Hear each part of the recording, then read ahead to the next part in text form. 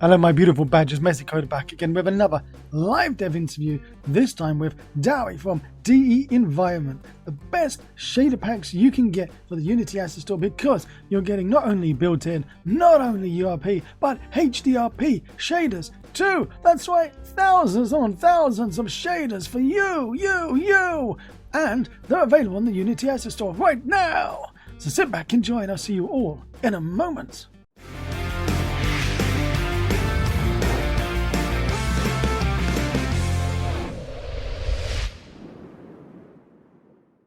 Everybody sitting at home in front of your Google Watches, your Alexa PCs and microwaves of the future, give a warm and messy welcome to Dowie from DE Environment, live back on the stream. Welcome back, buddy. Thank you. It's exciting to be here with you today. And let's you were here just a day ago, it feels like. A day in a year. Yeah. How's your game coming along? The Chicky Taxi. Yeah. Which started a year ago. I started working on it around Christmas time. I haven't really touched it because of work and stuff in a long time. I'm gonna start working on it. I was going to work it over the Christmas holiday with all the live dev interviews. Haven't really had the chance, but I will be working on it tomorrow, dusting it off. I've seen that quite a few people have done Crazy Taxi YouTube. Unity YouTubers have done some Crazy Taxi clones since I started Chicky Taxi, which is basically a kick up the bottom for me to finish it. It will never be the same. There's no chicks involved there once, so yeah, it's not the same at all. I'm sure we got some new tricks to put in there anyways this year. Some new shader chicks. Yes, of course. So hello, welcome. That's from Stella in chat. You've made me put in HDRP, URP, and built-in projects. Yes, was it painful? It was. I don't, just for the fact that I had to do it. It wasn't actually painful doing it with your kit, to be honest. It's painful opening Unity. It's painful, exactly. Which version? I've got all three versions open, so I don't know which one the stream is going to pick up. So here we go. The stream has picked up HDRP first. Let me share my screen with you on Microsoft Teams. Okay, so that you've got it in real time. Share screen. Okay, tell me when you can see it. It's coming. Brilliant. I see it. Yeah, awesome. Fantastic. I'm just gonna watch the team page and kind of exactly. Ignore the stream. You've got the stream. I'll read out if there's any questions in chat. So yeah, just let me know if anything questions come up. And I've put in a fly cam. So we've got a fly cam in, so I should be able to fly around in runtime, because I know you like me playing around in the editor view. Right. I like runtime. I think we should do just a brief introduction of what this asset is, I guess. We should. For people who may not know. This is a large shader package, which is supported in standard pipeline, BIRP, we call that. And that's from 2019.4.31 for our VR chat users, and higher. HDRP in APIs 10x, 12x, and 14x. I believe we're looking at the latest 14x just released by Unity a few weeks ago here. Also URP in the forward plus, 14x, 12x, and 10x also. So we got a lot of demo scenes. There's a lot of demo scenes. A lot of shaders. Right. A lot of demo scenes. Might be a little bit overwhelming at first when you see just the sheer size of this. Chat, quick question to chat. Is the audio okay? How is Dowie sounding? And how am I sounding on the audio? Are we sounding good? Question over to the chat. West Rider's in chat. West Rider, how you been? How you doing? So audio is good. Yonan says audio is good. So how many shaders are we talking about? Don't count it being tripled, right? What is the most number of sets? So if HDRP has the most, count that. If URP has the most, count that. If built-in has the most, count that. Sure. In URP or built-in It's somewhere around 220 shaders. HDRP and URP are around 200 shaders each version. The 12x and higher will have a few more because they have decals, things that weren't supported in the lower APIs. But generally, I think you're looking around 210 shaders there. I mean, that's an insane amount that it makes it a little bit daunting to be able to find them all, to be honest. We're pretty well organized. If you'd like, you go over to the project folder and Okay. you can scroll down to where the shaders are for this particular item. You'll see that we have all the shaders sorted out per the API that you're in. That way you don't have to find which one. You can just delete the other folders that you don't need. Go ahead and open that up. You'll see that everything is categorized into very common categories like glass, bicubic, decals, terrain, two-sided, vector displacement, and vegetation, of course. There's a lot of topics here, and in each group, there'll be several shaders, but not overwhelming. Everything is built in a modular style, meaning that details, moss, things like that, if there's a combination that you don't know or would like, it's very easy to combine different modules on top of other shaders or break it down to its bare minimum for the highest performance possible. And that's all done within Amplify Shader Editor. Those are super samplers that you're looking at I right was going to there. say, you got hair. Yes, of course. Yeah.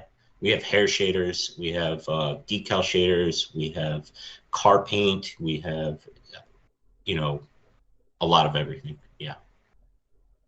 Have you got hair in the example here that we can see in the, if I click play? Let me find where it is on my screen. It's over near those bricks. See the, on your top side over there, near that wood? Of course it would be. It would, hair's always Near been the wood. bricks. Yep. Right, so We know, Messi. On the other side. let's, okay.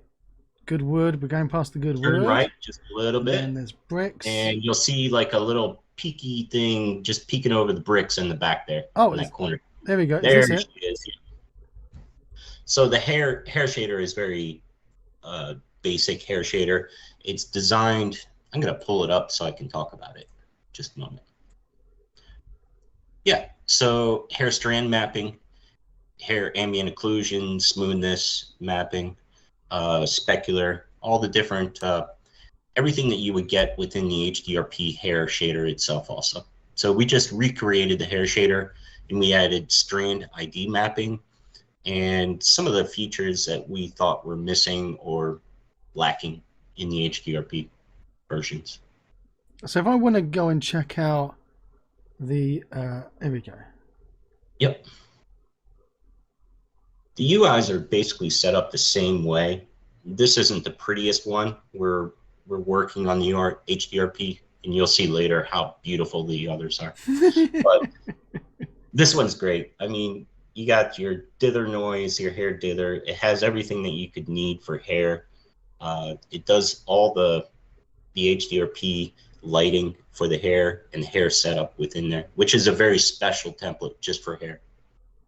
I mean, that in itself, people make hair shaders as it's in themselves. You've got hair included. Right next to the hair, you've got brick with raindrops falling on. Yeah, let me explain. You're in a demo right now called Studio, which is like the overflow of everything that I didn't find a home for perfectly or things extra. And it's just all kind of thrown in here and just laid out so I could see it all in one place and give it a quick look over to see, make sure nothing's broken, everything's happy in the world.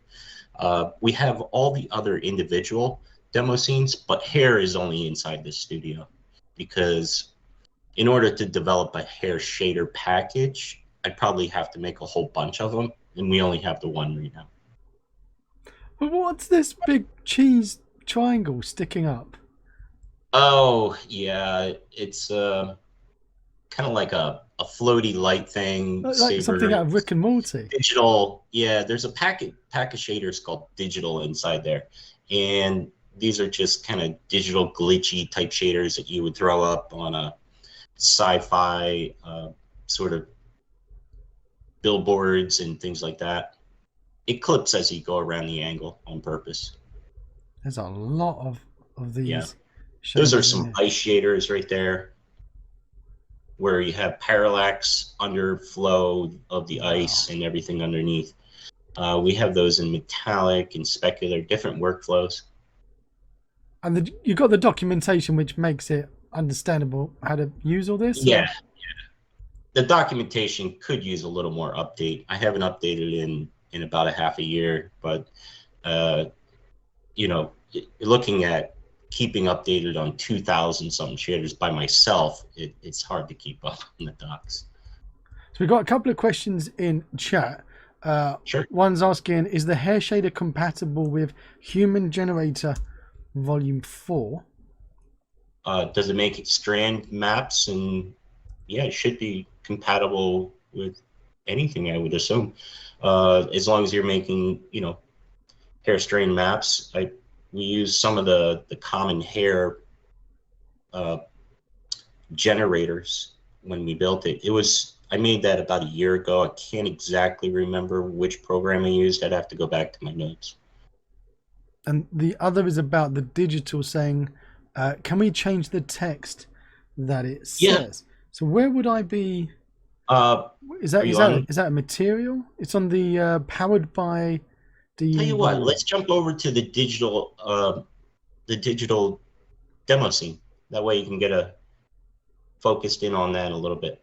Oh, I wanted to break more in here.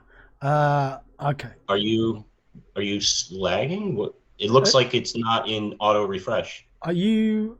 I've got it paused at the moment. Oh, that's why. Yeah. Okay. Oh, here is this the? That's the pixelate. Oh, that's the pixelate. Oh, yeah. Lovely. Hang on a moment. I'm gonna follow along with you. You're on the cutout shader, right? I'm on DE Digital Display Cutout. Okay, just a moment. You see the top where it says surface input? There's a base map there. Surface. You're on the center of the ball. Where do you want me to be on? Do you want me to be on the shell? Here we go. There you go. So in here, there's a base map. Yeah. Yep. So that you could change that right there. Oh, there it is. Yep. So you could just change that with anything you want. Any texture. It doesn't need to be writing. You could put anything in you want in there. Oh. Yeah. What if I change it during play? Go ahead. Yeah, go ahead. There's some handprints there. There's some others. Choose one that has an alpha in it. One of the alpha ones. That way, you know, it's a cutout shader. It's looking for. There we go. Okay. Now you might have to adjust the tilling and such, you know. Well, there we go. I didn't even need to. You have to make sure it's not squishy from the offset in tilling. I just wanted to see if I could break it during runtime. I wasn't able to. Don't worry. It's frustrating. So all the shaders are named. Basically, we have very common names within. We call them cutout, surface, and billboard in most cases. So this would be a display cutout, meaning it has an alpha channel in it, and the surface one would be the non-alpha version. It will still do alpha cutout, but it's a little bit cheaper. Which one is saying, I do need a good dissolve shader. Well, you've got them here, buddy. Oh, yeah. And there's also where the dissolve. Oh, look at this. Messy. Let's jump over to the demo scenes. Oh, can't I play about with your cloth before I jump into it? Because look at that cloth. It looks lovely. Yeah, that's a bit of the a bloodied cloth hand is using a bicubic, I believe. Yes, bicubic sampling, so that you can get your face right up inside there, and it's a very fast 4-tap method of sampling to give it more detail on the edges and the slopes. So when you're in VR, you can get really right up in there and see the detail. The texture here is only 1K. If you put a better texture on there, you'd be amazed. You got the Those right leather. there are just they're using on the fabric. There's some masks on this. Let me Oh, look at wibbly put up wobbly on going my on. side. Oh, look at that! Look at that cloth there.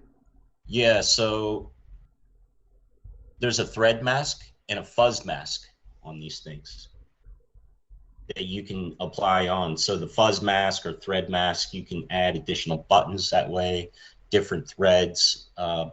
We have the standard fabric shaders within all pipelines, HDRP, URP, and standard. What? So you got But these? Hang on, HDRP you got these in has a built-in. couple extras. You've got these in the built-in render pipeline. Absolutely, yes. Oh, okay. Yeah, all the pipelines. Yep, and they'll have the thread mask and everything also. The only ones fabric not in the other pipelines are very specific. They're called the wool, cotton, and the silk, which uses an HDRP special lighting setting. Is it this one here? Only in HDRP. So those two in the back, that right there, the red one and the brown one, those are HDRP only. But you can basically make that inside the other pipelines with just a little tweaking. It's just lighting that's different. That's all. The glass shaders. We have a lot of different samples here for different types of bumpiness and clarity and different setups. That's what that is. Is the handprint just a separate overlay that you could add to any of them? Yeah. Yeah, that's a detail just over top of it. You could throw anything you want on there. It was just an example with fabric with a detail on it, detail map. I like these. All right, you're making me go into another demo scene because I'll be just too distracted in here. So yeah, it'll keep you more focused, I think. Yeah. So HDRP demo scene, demo file, you're right there. So if I go to the demo, and we'll just start at the top, automotive, and work our way down. Right. So these are your car paints. Yeah, car paint, and we have a reflector, and then the floor down there is sort of a very cheap ground asphalt type thing you can use. Right. So what makes these special that is car paint rather than just any old shader, like shiny metallic color? Yeah, you have the flake mask. You have, hang on, I'm opening up. So we have the flake mask, the coat mask, which would be different. The coat input, which would be normals for coating. So let's grab one. Sure. So you'll see there's a flake mask for the car flakes and everything. The coat mask, the surface for the normals, you can increase the normal strength on that in the coat amount. Oh, look at that. Which one you have? Okay, yeah. I can change the colors as well. Yes, of course. Yep.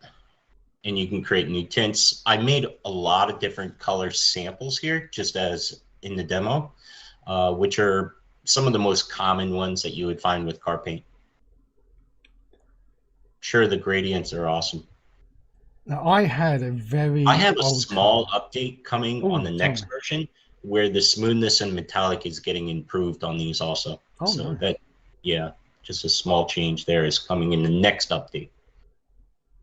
Exclamation mark DE in chat, West Rider. Exclamation mark DE in the chat to get a link to the asset store. As I was saying, I had a car that was metallic, light metallic blue, but it was back in the days when they made metallic paint by adding little bits of silver, little flecks of silver in there. I only have the one flake mask in the pack, but you can use any one that you have with any car asset or you can make your own. Yeah. Oh, great question. We're not really about making the textures, but I wanted to give some good examples for you. I need good examples. So chat's asking, do you have wax, like waxing is if they wanted to have waxing as a game event, do you have a non-waxed, like a dull version that then we could apply a waxing command, That and would be then the it coat will show. mask, I think you're looking for. So if I select this one here Sure. on the shell, and Let's go down to the coat mask and try so here's the coat mask. playing with that. Yep. Go ahead and turn the value up on the coat mask and see if we can make it waxy. The coat mask strength. It seems to be missing a texture on the coat mask. Yeah, I don't have any. Shall I find one which does? Or shall I apply a texture? Yeah. You definitely have something weird going on with your project, and I have to check that later, because see those textures that are exposing the tilling and offset? They're generally hidden, so I got to check the GUI with the version that I sent you earlier today.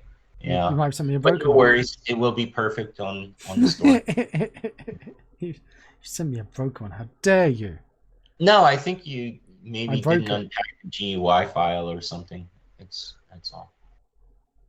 So No which file is there another file you want me to unpack? Nope, not today. No worries about it. All right. So what should I put in here in the coat mask?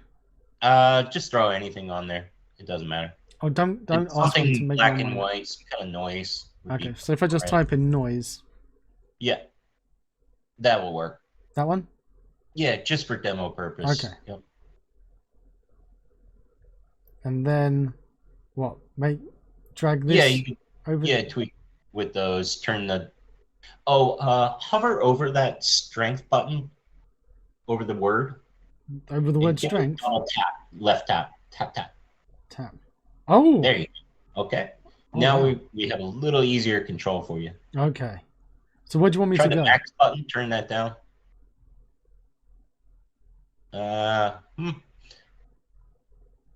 So for a waxy look, I'm not sure exactly what that means. I'll have to, maybe it's the coat normal they're asking about above that on surface input coat. Well, you want it to be dulled, like a dull one, not so shiny. Oh, and that would definitely be reduce the amount of smoothness and flake strength and a bunch of stuff. Yeah. Non-metallic looking. I'll do it on my side, and then. So you can just play about with the shader options until you get the look that you're looking for. We'll circle back to that later. But there's a load of stuff that we can. Oh yeah, do in there. Yeah, that's crazy. And again, this one's getting updated for improved metallic and smoothness, which is going to make it a little bit easier about what you're asking right now. So no worries. So how does it work when you're doing the updates and people are already using your shaders in their projects? Most of the time, the updates like that are coming from feedback from users. So we have a group of people that are working with a lot of cars, and we just found that earlier today. They were asking about this similar question, and we found the solution, and that's in the process right now, getting updated out there. For people who are on a much older version, there are some times when we find better ways to do something. There are some times we find that it doesn't work as well as we hoped it would and change direction. Those are things that happen from time to time, and we hope everybody's happy with the changes. Usually they're for the better. We hope. There's a lot of hoping going on. Yeah. Nobody's. If you complain, and then we'll put something back in there for you and show you how to make that. Yeah. Donald was asking, do we have shaders for stylized content too? We'll get there. Yeah. Messy's bucking around in this one. Let's just keep going through because we got a lot of. Should I go to Bicubic? Sure, Bicubic. Next one. I'm skipping it. Do you want me to go to the bake jar or should I just skip it?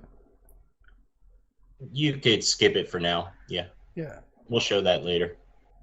Well, I'm going to. I already have it baked on my side, so I can show on my side.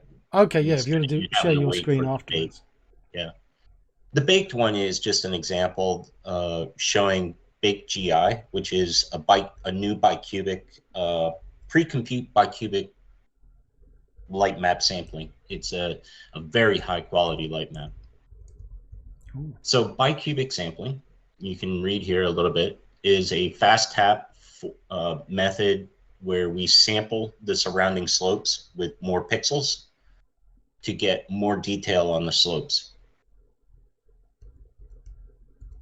So what it's a does little that mean? better when you're not using a Performance? 1K texture, but Yeah, I it's was going to pretty ask amazing. that. So what are we looking at here when it comes to optimization and performance? Like if you're using the shaders. The bicubic is slightly more than the other standard process of sampling, but the quality is 5-10 times better. We're using a sampler state where we're sharing the sample catch. So when it goes to the GPU, we're sharing that same catch data from the albedo and the metallics and the smoothness and all the different maps. So it's very minimum on the increase on performance. With the modern GPUs, you won't notice it very much. And HDRP should never touch a mobile phone. Yes, exactly. So we have these bicubics and all these samples that we're going through. I'll let you know if there's any that do or HDRP only. So everything we're looking at will be in the other pipelines too. So when we're talking about like we can use your shaders that are in URP and built in on mobile. They are going to be working. I have a mobile set of shaders we'll look at later. Brilliant. And they're more specifically mobile friendly. That's in the standard pipeline. And we have some faster lighting setups for mobile. So do you have a mobile equivalent ones for the URP as well? Is there one keeper telling me that I should be using URP for mobile? Not necessarily true. I don't know. Not convinced yet that mobile is ready for URP for that statement, but in the future we're planning to build a custom template just for more mobile friendly in URP. Just haven't had the time yet.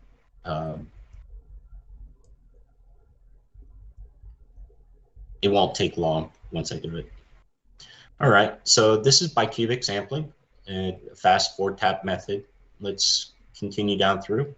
Want to check out decals? I do. We have recreated all the Unity shaders for the decals, of course, plus a couple of standard ones. We have the shadow blob, which looks wonderful in HDRP. You see the gradient, looks like a burn spot. We have the point light, spotlight, point lights over here. There it is. Of course, the classic paint splat in HDRP, same as URP. And then we created a puddle shader. I just put a handprint on it. But yeah, exposed properties. It's got your smoothness, metallic, right? Everything works awesome. Water level, so you can raise the water level. Standard shader, which is just a common kind of shader. It's got your normal base color, albedo, an emission map that you can put in there. MASO, metallic smoothness, occlusion, all that great stuff. So there is the decal shaders. Any questions? They're going to be basically the same decals in URP also. So the URP, HDRP not built in? No, built-in doesn't have the decal available from Unity. So we're using the Unity decal system. Watch Me Make Games says, wonder if you could use the water one to have footsteps out of a body of water. So as you leave the water. Yeah, you could. Sure. So instead of the mask for a handprint, it'd be in the shape of a foot. A footprint, right? You just have to make your decals for that, just like every other decal. However, this is all built in Amplify, so you can modify anything that you need to do very easily. All right, so going back, let's see. Show you the big GI. This is just a common shader that has baked lighting in it. And I put a little checkbox over here. If we turn the lights off, oh, it's not baked yet. Nobody wants to sit here and watch it bake out. I'm sorry. We're going to skip that. I got a feeling that for the URP one, I might have imported in the standard. Did I? Let me show you something. I wouldn't be that stupid. You might have did that, yeah. Because I'm going to show you the GUI. Over here, you'll see that all the little maps are nice and small and everything looks beautiful and small and clean. But on Messy's, it's all dirty and like broken. Yeah. I don't know what he did. He imported the wrong one, maybe. I'm pretty sure I didn't break it. Yeah, no worries. It just breaks the standard whenever I touch it. Right. So metallic smoothness. You could turn this down lower. The bump. You can see the bumpiness here. Yes, I can. Yeah. So. Because Teams quality of sharing is great. Yeah.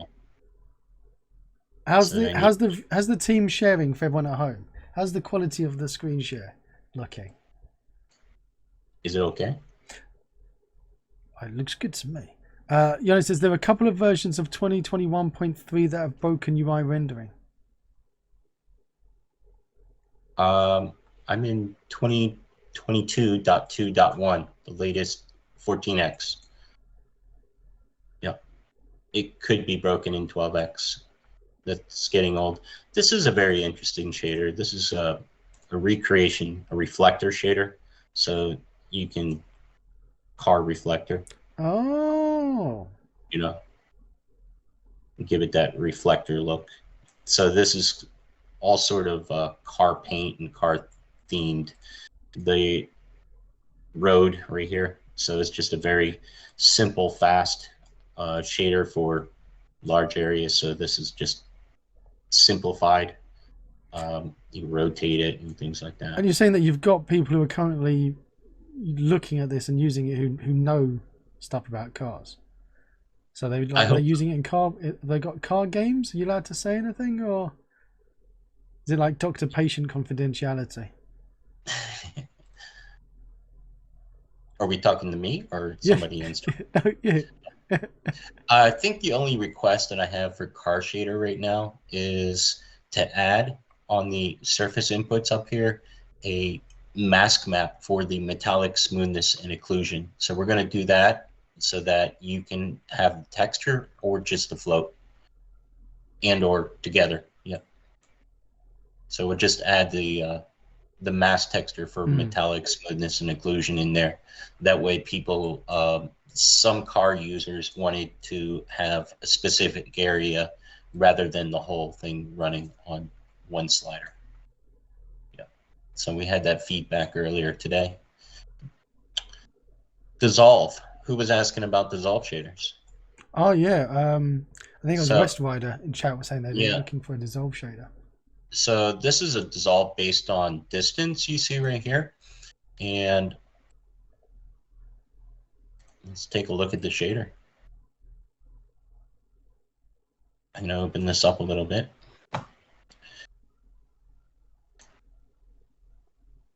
So you have the dissolve.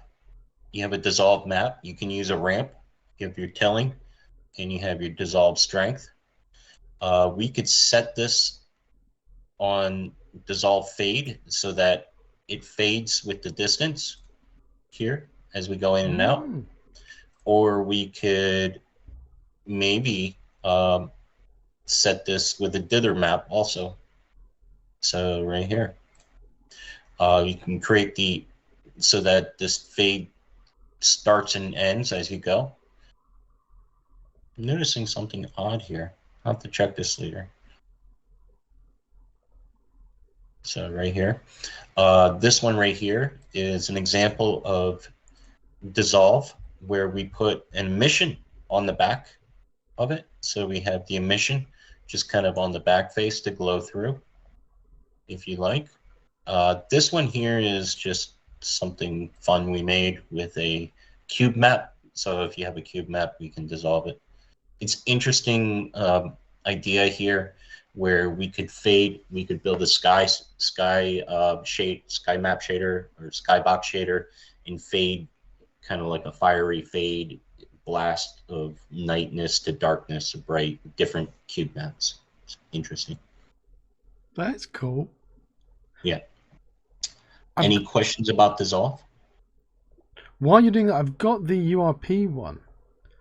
Yeah, the URP will be very similar. So URP looks like it's working to me. So I've closed the HDRP project. Oh, okay. So I'm going to just change my screen over to the. There we go. Let's hope here we go. It's picked it up.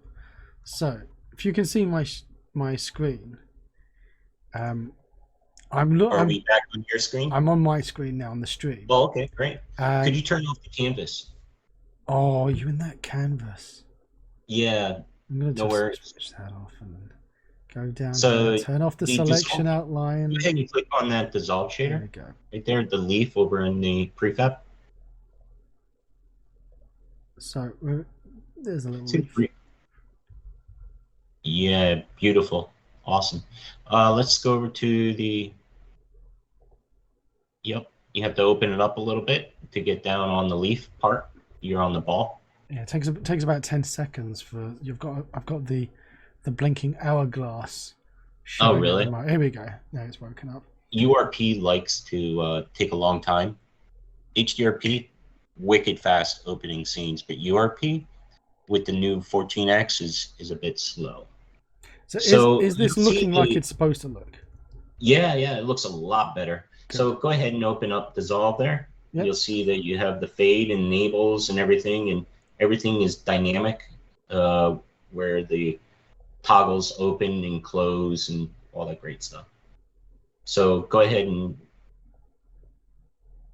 dissolve fade. You can turn that off and turn down your dissolve strength maybe. Did you break it again? No, I'm just mucking about with it. Is it dissolved all the way out? I'm not seeing it. There it is. Happy. Oh, let me share my screen with you on the Teams again. Yeah, I'm watching on the stream right now. So I will share my screen with you on the Teams. That's probably what is going on. And then, there we go. So now you can see me all the time. And then you can share back to me when you want to pop back. Oh, okay, much better quality. Awesome. There you go. So you have smoothness, translucency, transmission, color shifting, metallics. All these are modular and can be added to different shaders. Emission on this one, so it's just your common dissolve module that can be added to almost any shader. We've had people take the dissolve module from this and use it on other amplified shaders in other people's packs, like TVE. Somebody in TVE takes parts of my shaders, the modules, and adds them to the TVE modules also. So you can mix and match. No cool. Problem. Yeah. What would you, when you look at the URP and the HDRP, and you look at the quality difference, how much would you say, percentage-wise, difference in quality between the two? Like, I think the reflections are better in HDRP. They're more like brilliant, more correct in HDRP. Are you noticing a significant performance improvement with URP over HDRP versus the quality improvements that you're getting from HDRP? A little bit, but not as much as URP has been hyped up to be. For performance-wise, standard still has an edge on URP, I think. So in some of the scenes, we're getting 400 or 500 FPS, but in URP, the same scene, we're getting 150, 200 FPS. Because how hard would it be to use the dissolve shader to make something cloaking? Cloaking? explain. So you're What do you mean? using this shader to apply on top of an object to cloak it out, and then you'll dissolve to reveal it. Is that what you're saying, Chris? Go to the two-sided demo scene. Two-sided shader demo scene. Two-sided. Yep. It says, yeah, there's a dissolve shader in the two-sided that you might be interested in, because what we have is a dissolve map, but as it dissolves on the back face, we can put a different texture. There you go. Right. And this is the one part I don't like about 14x. That it takes 20 minutes for opening a demo scene. Yes, exactly. And it doesn't matter if it's my shaders or Unity shaders, it still takes 20 minutes. Or blank project. Yeah, exactly. A blank project. Right. So right there is a dissolve shader. Go ahead and click on that in the center. And this might be a little bit more what you're looking for. There we go. So we have a front face and a back face where we can set a different texture set for the two. As you dissolve, we can have the inside showing. Go ahead and expand. Let's see what the dissolve settings are. You can enable the fade, so it goes in and out or dissolves based on distance, and you set that distance where it will dissolve. You'd have to enable it right there. Right. So you would set a start a little bit higher. Set your start end a little bit higher. Yeah. So now zoom back out a little bit, and you'll see that. Is that kind of what you're looking for? It wants to have a Romulan ship from Star Trek. Oh, I see. I'm not sure. So, you know, Leslie, what he's looking for? Yes. So basically, right, you've got an object that is hidden from view, but it has some kind of like a, let's say, a distortion effect that displays what's behind it. Oh. Right. And which pipeline? HDRP or URP or built in, Chris. And as it then dissolves, it reveals the real object that's there. So this illusion or mask is hiding. Think of it like Harry Potter's cloak. And as it's revealed underneath, I think if I saw it later, if you send me like a screen clip of what that looks like, I might be able to look it up. Let's do that later. But it sounds like you're sort of getting into a grep pass, and within URP that might be something that you use with camera stacking. Sure, it's possible, and I got a lot of shaders for tricking out and glitching and making screen effects. We'll take a look at those. I'll show you a few that aren't. I've just put it. Here's a view, if you can see. Oh yeah, that's just a grab pass in standard pipeline, and it's a fade with a slight RGB glitch. Like, I have that right here. I could show you. Show me, baby. How to do it. I mean, within a script and make it work. Chat at the moment. Chat like, what was he showing everyone? Let me show chat what we were doing. I put a link in there, but. Oh, did you not share that with the screen? I did share. Where is it? There we go. Now. Here we go. This is what we're talking about. We're going to replicate. So. All right. So I just shared my desktop. You should be able to see it. I'm going to find something similar to that or close. Just a moment. I'm in standard pipeline. And of course, I'm going to go to the studio. Formal exception. Input string was not in the correct format. I love Unity errors.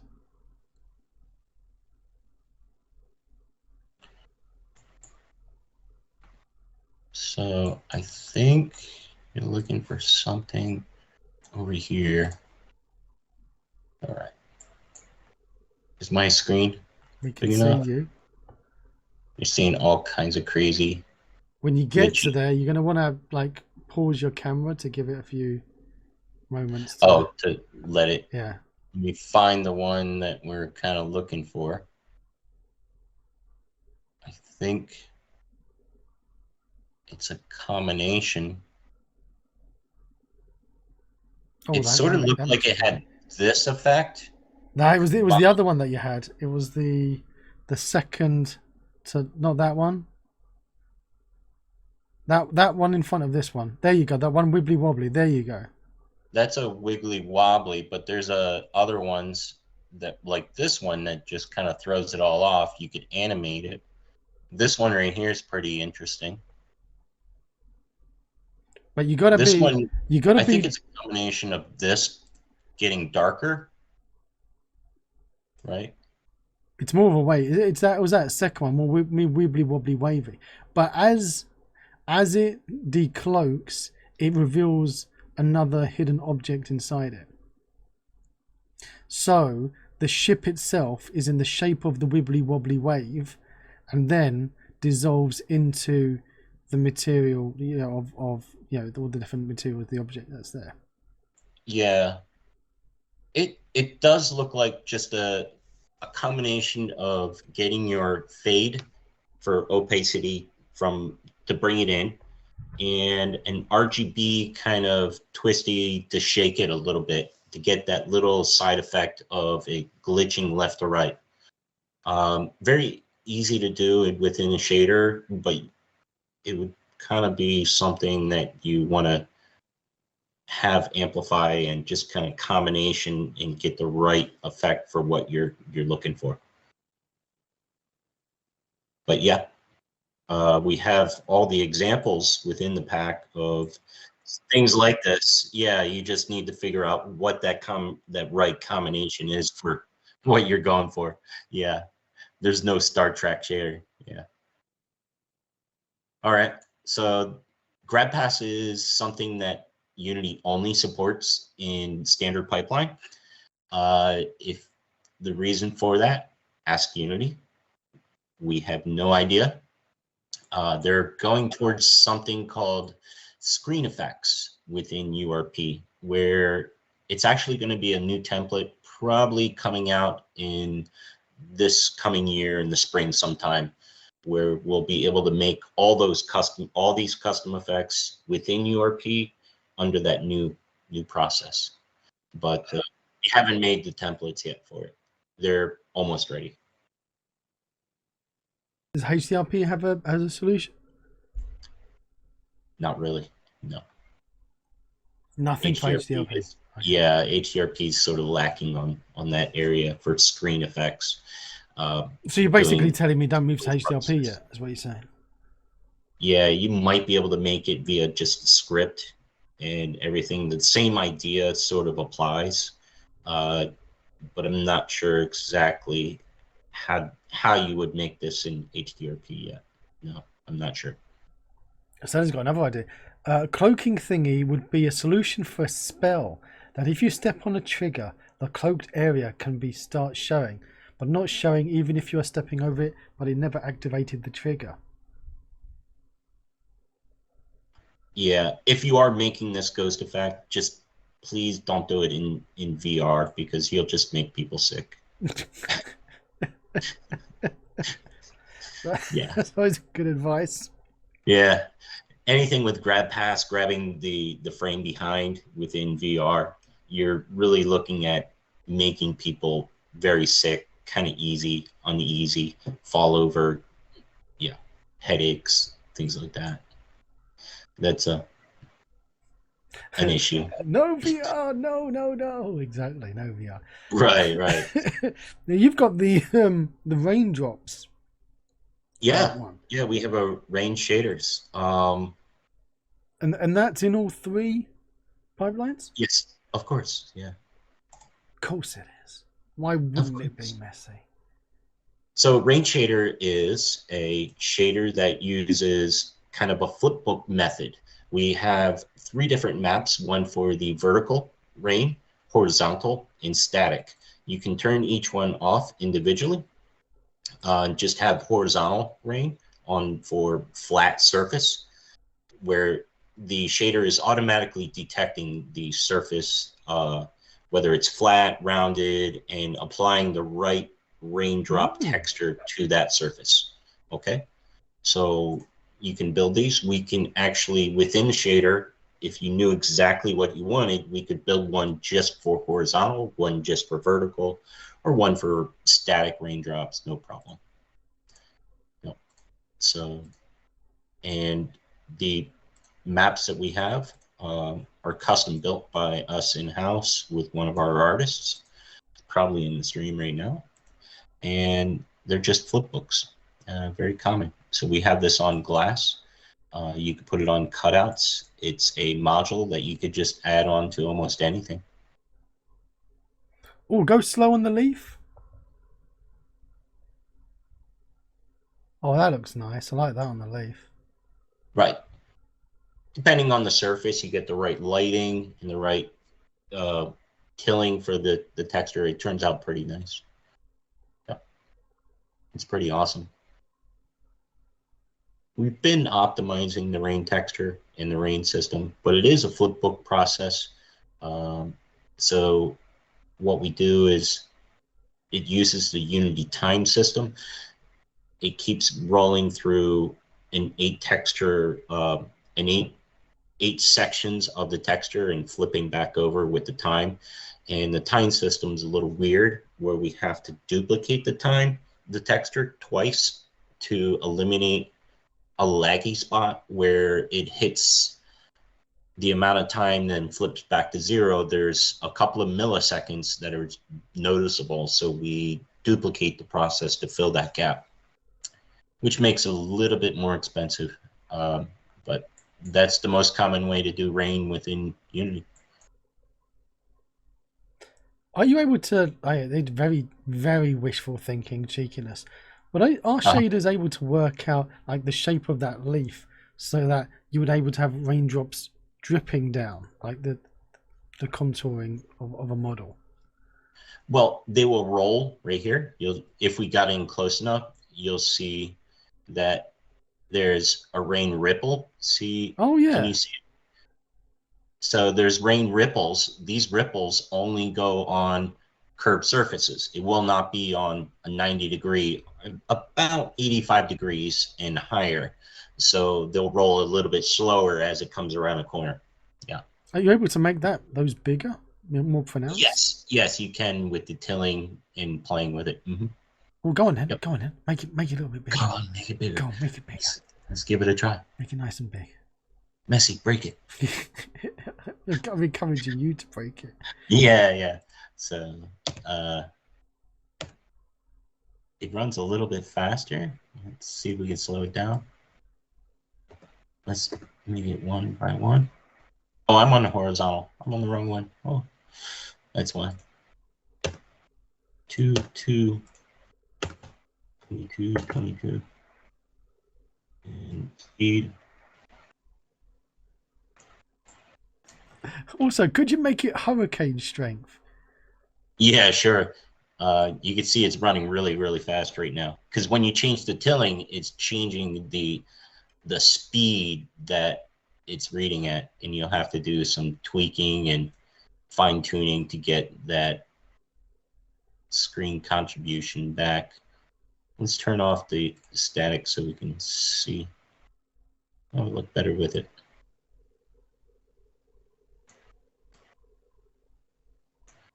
Well, yes, Messy, you can do that. Zoom out. It's hard to see. We see it a little bit more there. I think if we I can see it dripping down. Yeah, if we turn up the smoothness, maybe get a little better.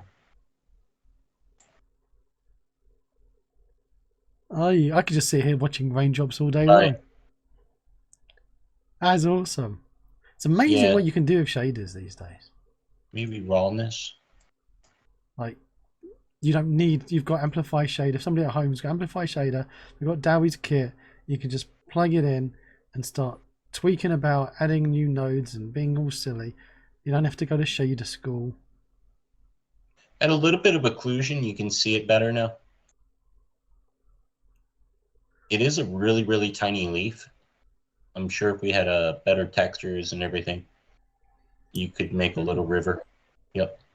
Yeah, so it's just a matter of having good textures, spending the time to get these settings right for your smoothness and your lighting and everything to match up. Absolutely. Yep. You're hitting the nail on there about good textures. And Dowie's, you got a question for you, Dowie, that from Chris saying, I wonder how hard this would work on Cinti stuff. And it's making me think, generally, like all of your shaders, are they going to work with these polygonal Cinti assets where they're all very simple, like single colors, not complex textures? We have 200 shaders in every API. We have very complex and we have very simple ones. The simplest shaders, just a standard shader with no extras, no coat mask and everything. Absolutely. Yeah, sure. Would you be able? We'd be able to add raindrops and the Cinti stuff as well, wouldn't we? You would. You would just not probably want, coat mask, bent normals, a lot of these extras on there if you want a higher performance.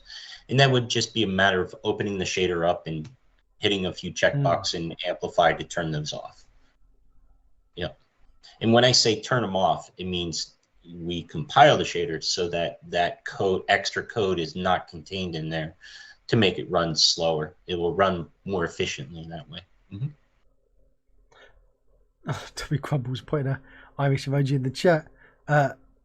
Is Irish still streaming? He is. Because he needs to get his hands on some of your shaders. I was chatting with him earlier. He's seen them. Yep. Lovely. You can do both. Have Cinti material for color and your own for effects. Uh-huh. Yeah. So where were we? We're over in URP, correct? Yeah, you were showing me the HDRP stuff because the HDRP on my one was broken, so I closed my HDRP project. So is there anything specific on the HDRP that you want to show that we can't see on URP or built in? Yeah, let's take a look, see what we got. Just a moment. And you're in the URP project now. Yeah, I am. So you want to? There you go.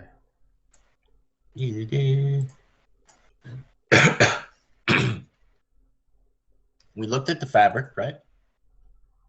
So within the fabric shaders, there is a small family of fabric shaders that for wool and cotton that are specific to HDRP. However, the fabric shaders in the other pipelines have all the same features for the masks and the knit masks and everything, except a different lighting type of model. The way the light hits it is slightly different, HDRP only.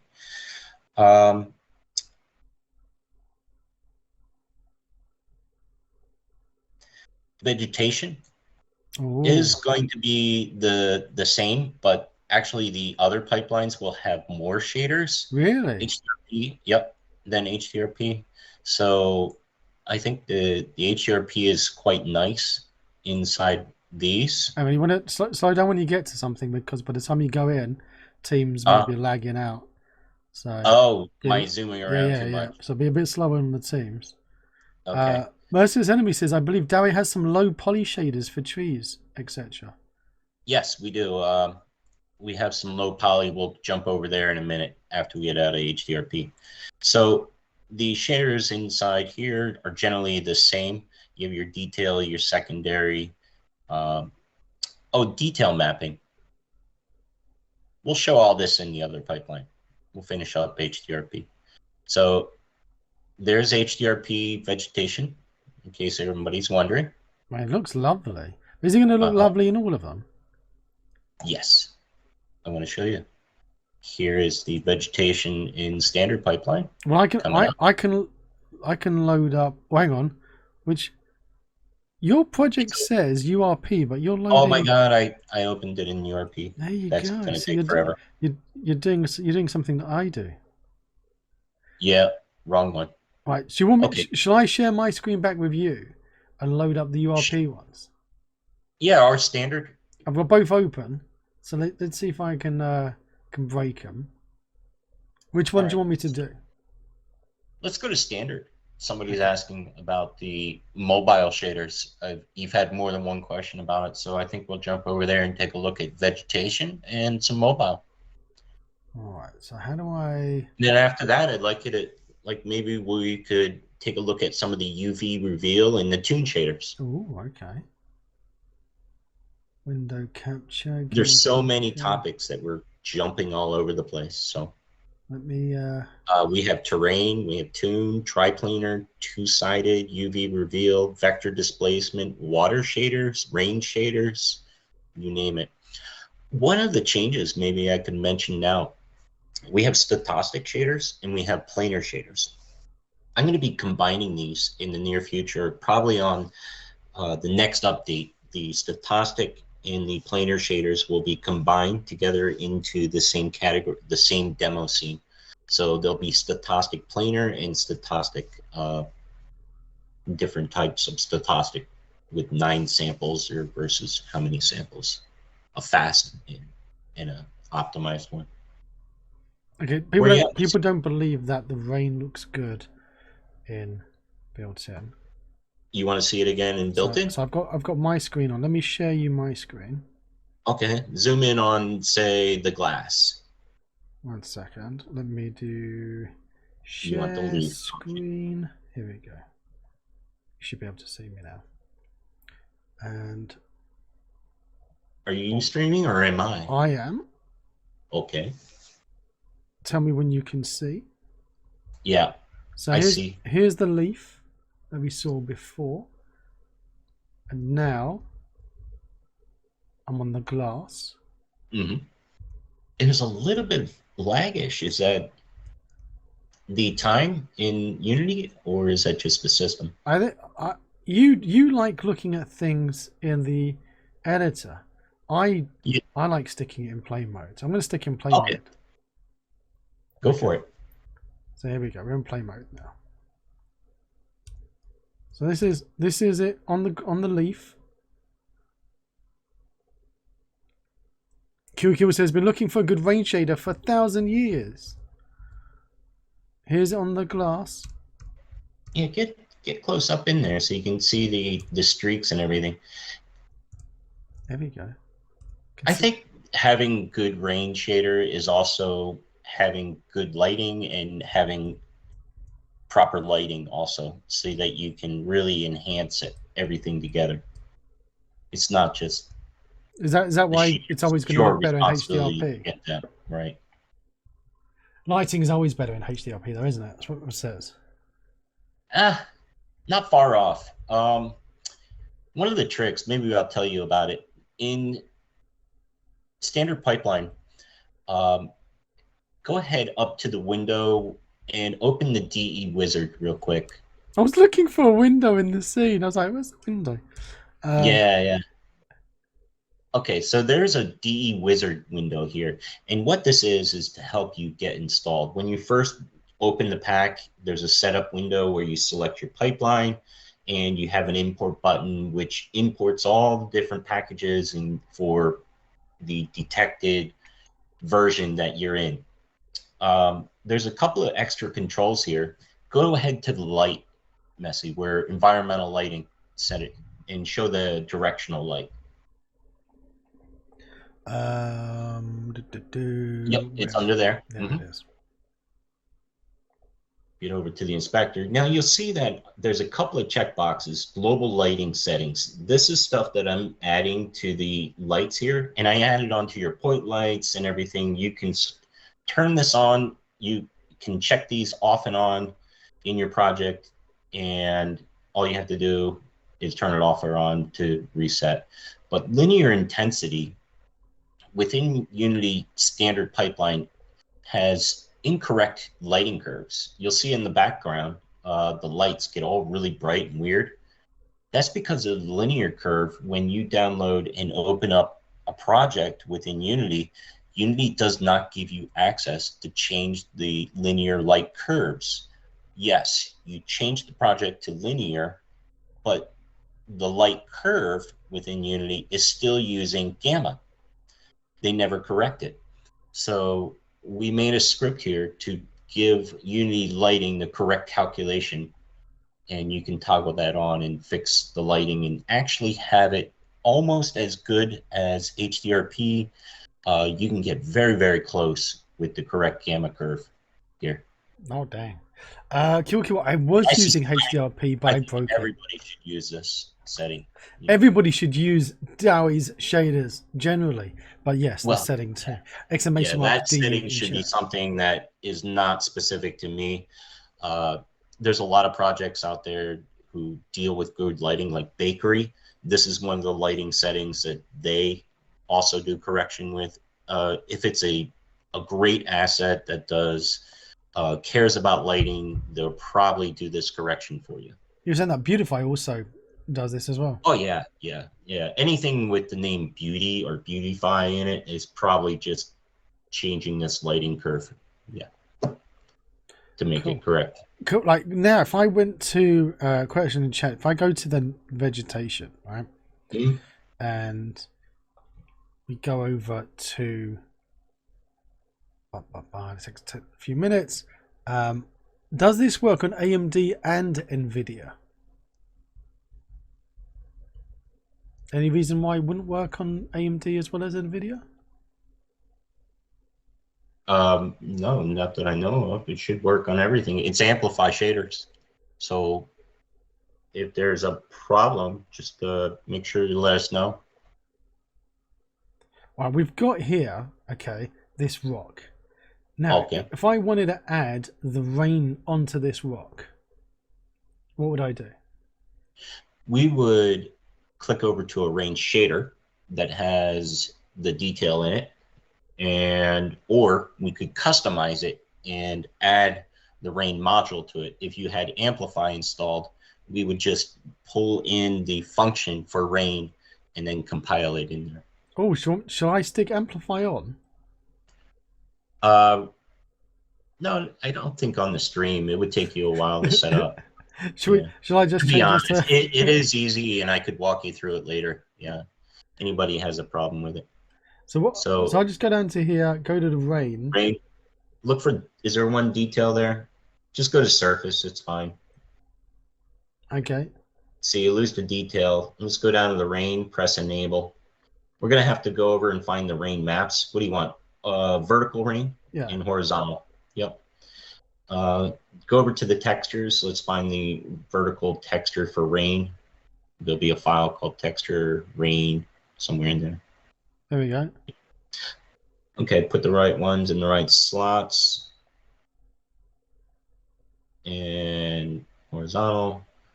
And we're gonna have to change the tilling up probably a little higher. Those jobs are massive. See the tilling down there?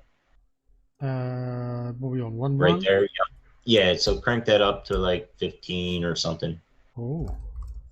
It's going to be different depending on the UVs from the model. So you may have to adjust. It's not going to be the same default. I'll go a little higher, maybe 25. Make the drops smaller. Okay. There you go. Yeah, and we'll have to tweak out and maybe increase the wetness or the smoothness values on the model itself. So if I go... Smoothness is above rain, expand that. There you go. Let's increase that up so it looks a little more wet. Just go ahead and drag it up. Oh. Yeah, we want a wet look. There's a rain wetness thing down there where darken and strengthen right there. Where's that? At the top of the rain. Oh, here we go. Yep. You can darken it up a little bit. Oh, wow. Now, you could press that little checkbox right there, which says global. And the rain strength, there's a controller up there called DE Controller Global. And you can control the rain via the global controller here too. Over in the scene, the hierarchy. Where's that then? Controller global. Oh, I see. Yeah, yeah.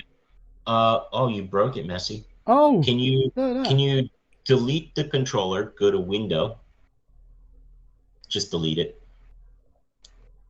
Go to Window, Yep. D environment, add controller, global controller at the bottom.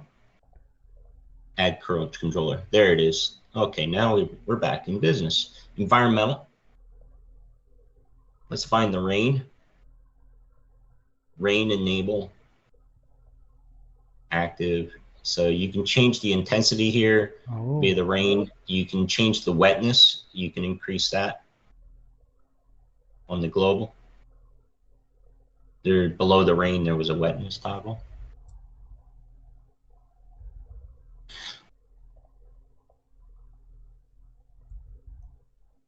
Cool. It's cool stuff, You but might it have to go to the doesn't give me shader rain and press vibes a on button called enable meshes. global. Say again? On the shader itself there, you might have to push the button that says global for rain enable. Oh, you did? Okay. Kill. Is it? Are you not getting rain? I'm getting rain vibes from this. Try turning up the vertical rain a little bit better. Maybe What, the the intensity? Yeah. It's going to definitely be something in the smoothness to get it correct. Because rain doesn't come upwards. Upwards. Where's it going upwards?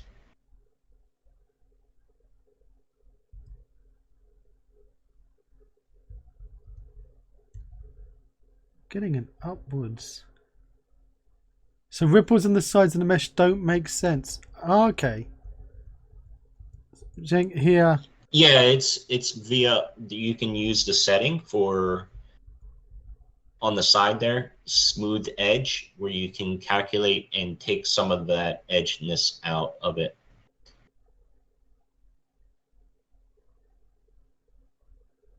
For the curvature, but that's not a vertical rock, so it is going to pick up raindrops on that angled surface. Yeah. If it was straight up and down or an overhang inwards, it would probably not drop on it. Yeah. There you go. Because we've got a lumpy rock, Kill. Yeah, we've got your cutoffs that you wanted. Yeah. So I was saying, Messi, at some point, be sure to ask about the generous licensing for the cool shader. I say that every stream.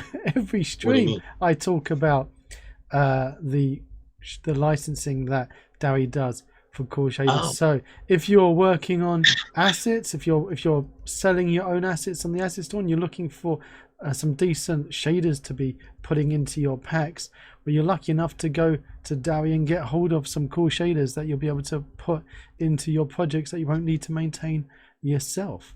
So that's always good. Messi, there's a file inside the shaders there called DEC, BIRP DEC. If you go to the shader section, down a little further. If I go into the environment, shaders, BRP, which is standard. Yep. So there's a file called DEC right there. There we go. Mm-hmm. Oh, nothing to import. That's the import thing. Yeah, you want to go to the file. Yeah. That's in. So these are a small subset of shaders that I've been letting developers use in their packages, and they're not. There's no demo of these. I was looking for a demo. The only difference between these shaders and what we're looking at here is I use a mask map to pack in the metallics, the occlusion, and smoothness and everything in there. The DEC is more of a standard where it just has the maps in there. But if somebody's interested and they have an asset where they just need a bunch of shaders that work in every pipeline, reach out to me and let me know. And it's not something that you have to contact me for, and I'll give you some paperwork for that to make sure it's all good with Unity. You need to make sure you've bought a copy of the full pack. Yes, exactly. You just go through a process and verify everything. Does this pack have any shaders compatible with Android VR Oculus VR. Oculus. Can you go over to the demo for mobile? I can. Where would that be then? Demos, mobile. Do you want to save changes? No, don't save any changes. Nah. Dun dun dun. The lighting looks kind of darkish in here. Oh, now it's woken up. There it is. Took a moment. Must have been the stream. Okay, so these are very simple shaders, lit and unlit, very super cheap. They just have 1 or 2 maps on them. You have a normal map and you have a albedo map. Go ahead and click on one of them so we can have a look. So you have normal, you have your base map, you have a brightness. I have an extra setting in there which could be taken out, which is unlit or lit. There's a couple of different ones. There's ones with wind on them. There's a few different mobile shaders. Let's have a look. Oh, we have different lighting settings for Billabong. Diffuse bump, Lambert, Billabong, diffused, and Lambert. Surface and cutout. Let's have a look. Are they all the... What's this one looking like? These are the most mobile friendly shaders that we have in the pack. They're just super cheap, super fast. You should be getting 500-600 FPS in this demo scene. You like the trees, Messi? I do. I'm looking to see what I'm going to put in Chicky. You know that. Say again? Billy made those trees for me. Remember Billy? Billy? Remind me. I'm getting old. Let's open up Billy. What's Billy's screen name? I will kick myself. Is there a shader that adds fake bevels to sharp edges to stop the sharpness? Ask the question again. Is there a shader that adds fake bevels to sharp edges to soften the sharpness?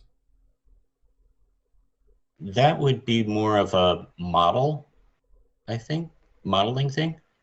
They're kind of like what you were showing me the other, earlier about when I'm importing in to play about with my settings. Yeah, it's coming from the tangents and bitangents. So you would use your smoothing angle and the smoothing weight within your model to change the angles of that to give it a more cube or cell type look. Yeah, smoothing angles. Mm-hmm.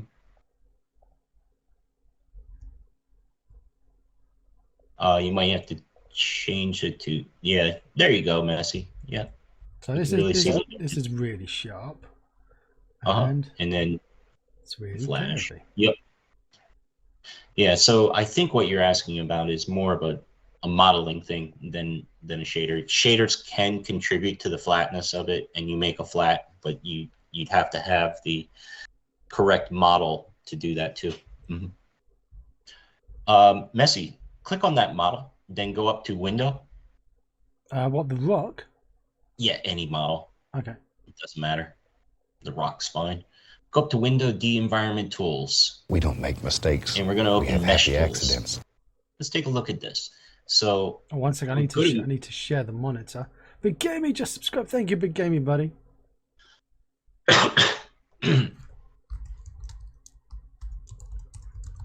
Giving a shout out there to Big Gamey. I need to get better shout out bot for doing stuff. Dwight says it's a trim sheet technique. Sky Saga uses it, for example, to give you that bevel effect at runtime. Curious to see if you've got it as well. A trim sheet technique. Sky Saga uses it. Yeah, I'm unfamiliar with it. I'm sorry. I'm unfamiliar with what Sky Varga is. So I mean, we can look at later. Do some investigation. Yeah, we'll check later. Mesh tool. Okay, so what are we doing with this mesh tool? Well, you're going to show me the rock so we can see it. No, I'm hiding it behind the window. Yes, there you go. So go to mesh optimization here. and go to the preview type, and let's change it to, see preview type? Let's change it to vertex normals. Those are your normals. Let's go to tangents. Oh, I remember when you were how to convert grass and nature to So this is work. how we bake wind and correct vertex tangents and stuff. So vertex tangents. Vertex tangents in the Preview. preview. Yep. There it is. Okay. Go ahead and click repairs tangent section right there. Yep. The repairs. Where's that? Repair normals, Yep. tangents. Just the tangents? Yeah, sure. So we just rebaked the tangents based on the angle of 60 here in normal smoothing angle. We can bake the normals and tangents into the model if you know exactly what type of model you're doing. We can actually repair those here within Unity rather than exporting to Blender with these tools. These tools right here for mesh optimization, baking vertex color, ambient occlusion are tools that we generally use on for vegetation, for baking the wind into any third-party model. So if you have a speed tree and you want to bake our wind system into a speed tree, you can select a speed tree, come in here, follow through the process. Go ahead to vertex color. No, the actual. Yeah, the just wind one. default. Yeah, just click out default there to, yep. So here we can actually bake the model vertex color. We can bake wind into it. We can bake it into different channels. We have ambient occlusion where we can bake it into the vertex color of a channel or even into a UV channel, depending on what shader type you're using or prefer. Go ahead and close the mesh tool. All right. So it's not just if you know exactly what model you want and it's re-importing in Unity, we can fix those within our tool set and create a better angle for your lighting and everything. Having proper tangents and proper vertex normals is really critical to having good lighting. Vertex tangents play a huge role when doing parallax and other types of shaders like that. Vertex. Lovely. I recall when we were playing about. I think there was a problem with that. I don't remember if we uploaded that video to YouTube because when I was editing, I remember I broke something. I'll have to double check on that one to see if that went onto YouTube. If it's only on the on the Twitch. Yeah, we spent like 5 hours on that stream. Yeah, exactly. Yeah. I think I was trying to edit it down to make it work onto YouTube because sticking a 6-hour-long video onto YouTube. Yeah, it was delirious by the time it ended. I think it was like 3 in the morning, 6 in the morning for you. The sun was coming up. Deutsch says it's a really cool technique for, say, voxel cube worlds, the one he was talking about. So yeah, I'll have a Google on that afterwards. We'll check it out later. Yeah. Cool. Right, what demo should we pop into next? Because otherwise we will be here until 3 o'clock in the morning again. Let's take a look at the terrain. We haven't been there yet. The terrain? Terrain. Yep, that one. What are you doing on terrain? We have terrain shaders in HDRP, URP, and in standard. They're just 8 layers, but they're quite nice. Yeah, there's a little water flowing in this one. Yep. So what are you doing with your texture, your terrain material shader here that's different? I mean, okay. Why? What do you mean? I mean, why would I use it?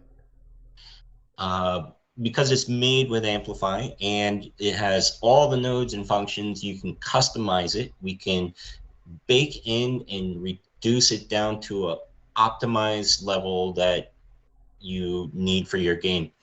Let me do it on my side. That way I can walk you through it. Yeah, because I want it pointing my way around to you. Yeah. Just a moment. And I'm going to go to screen share.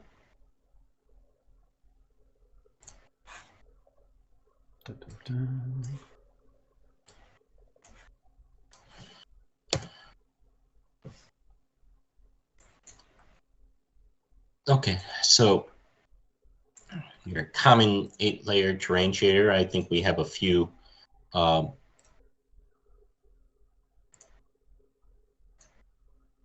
so we got a custom GUI for terrain layers. Everything's right here within the terrain layer.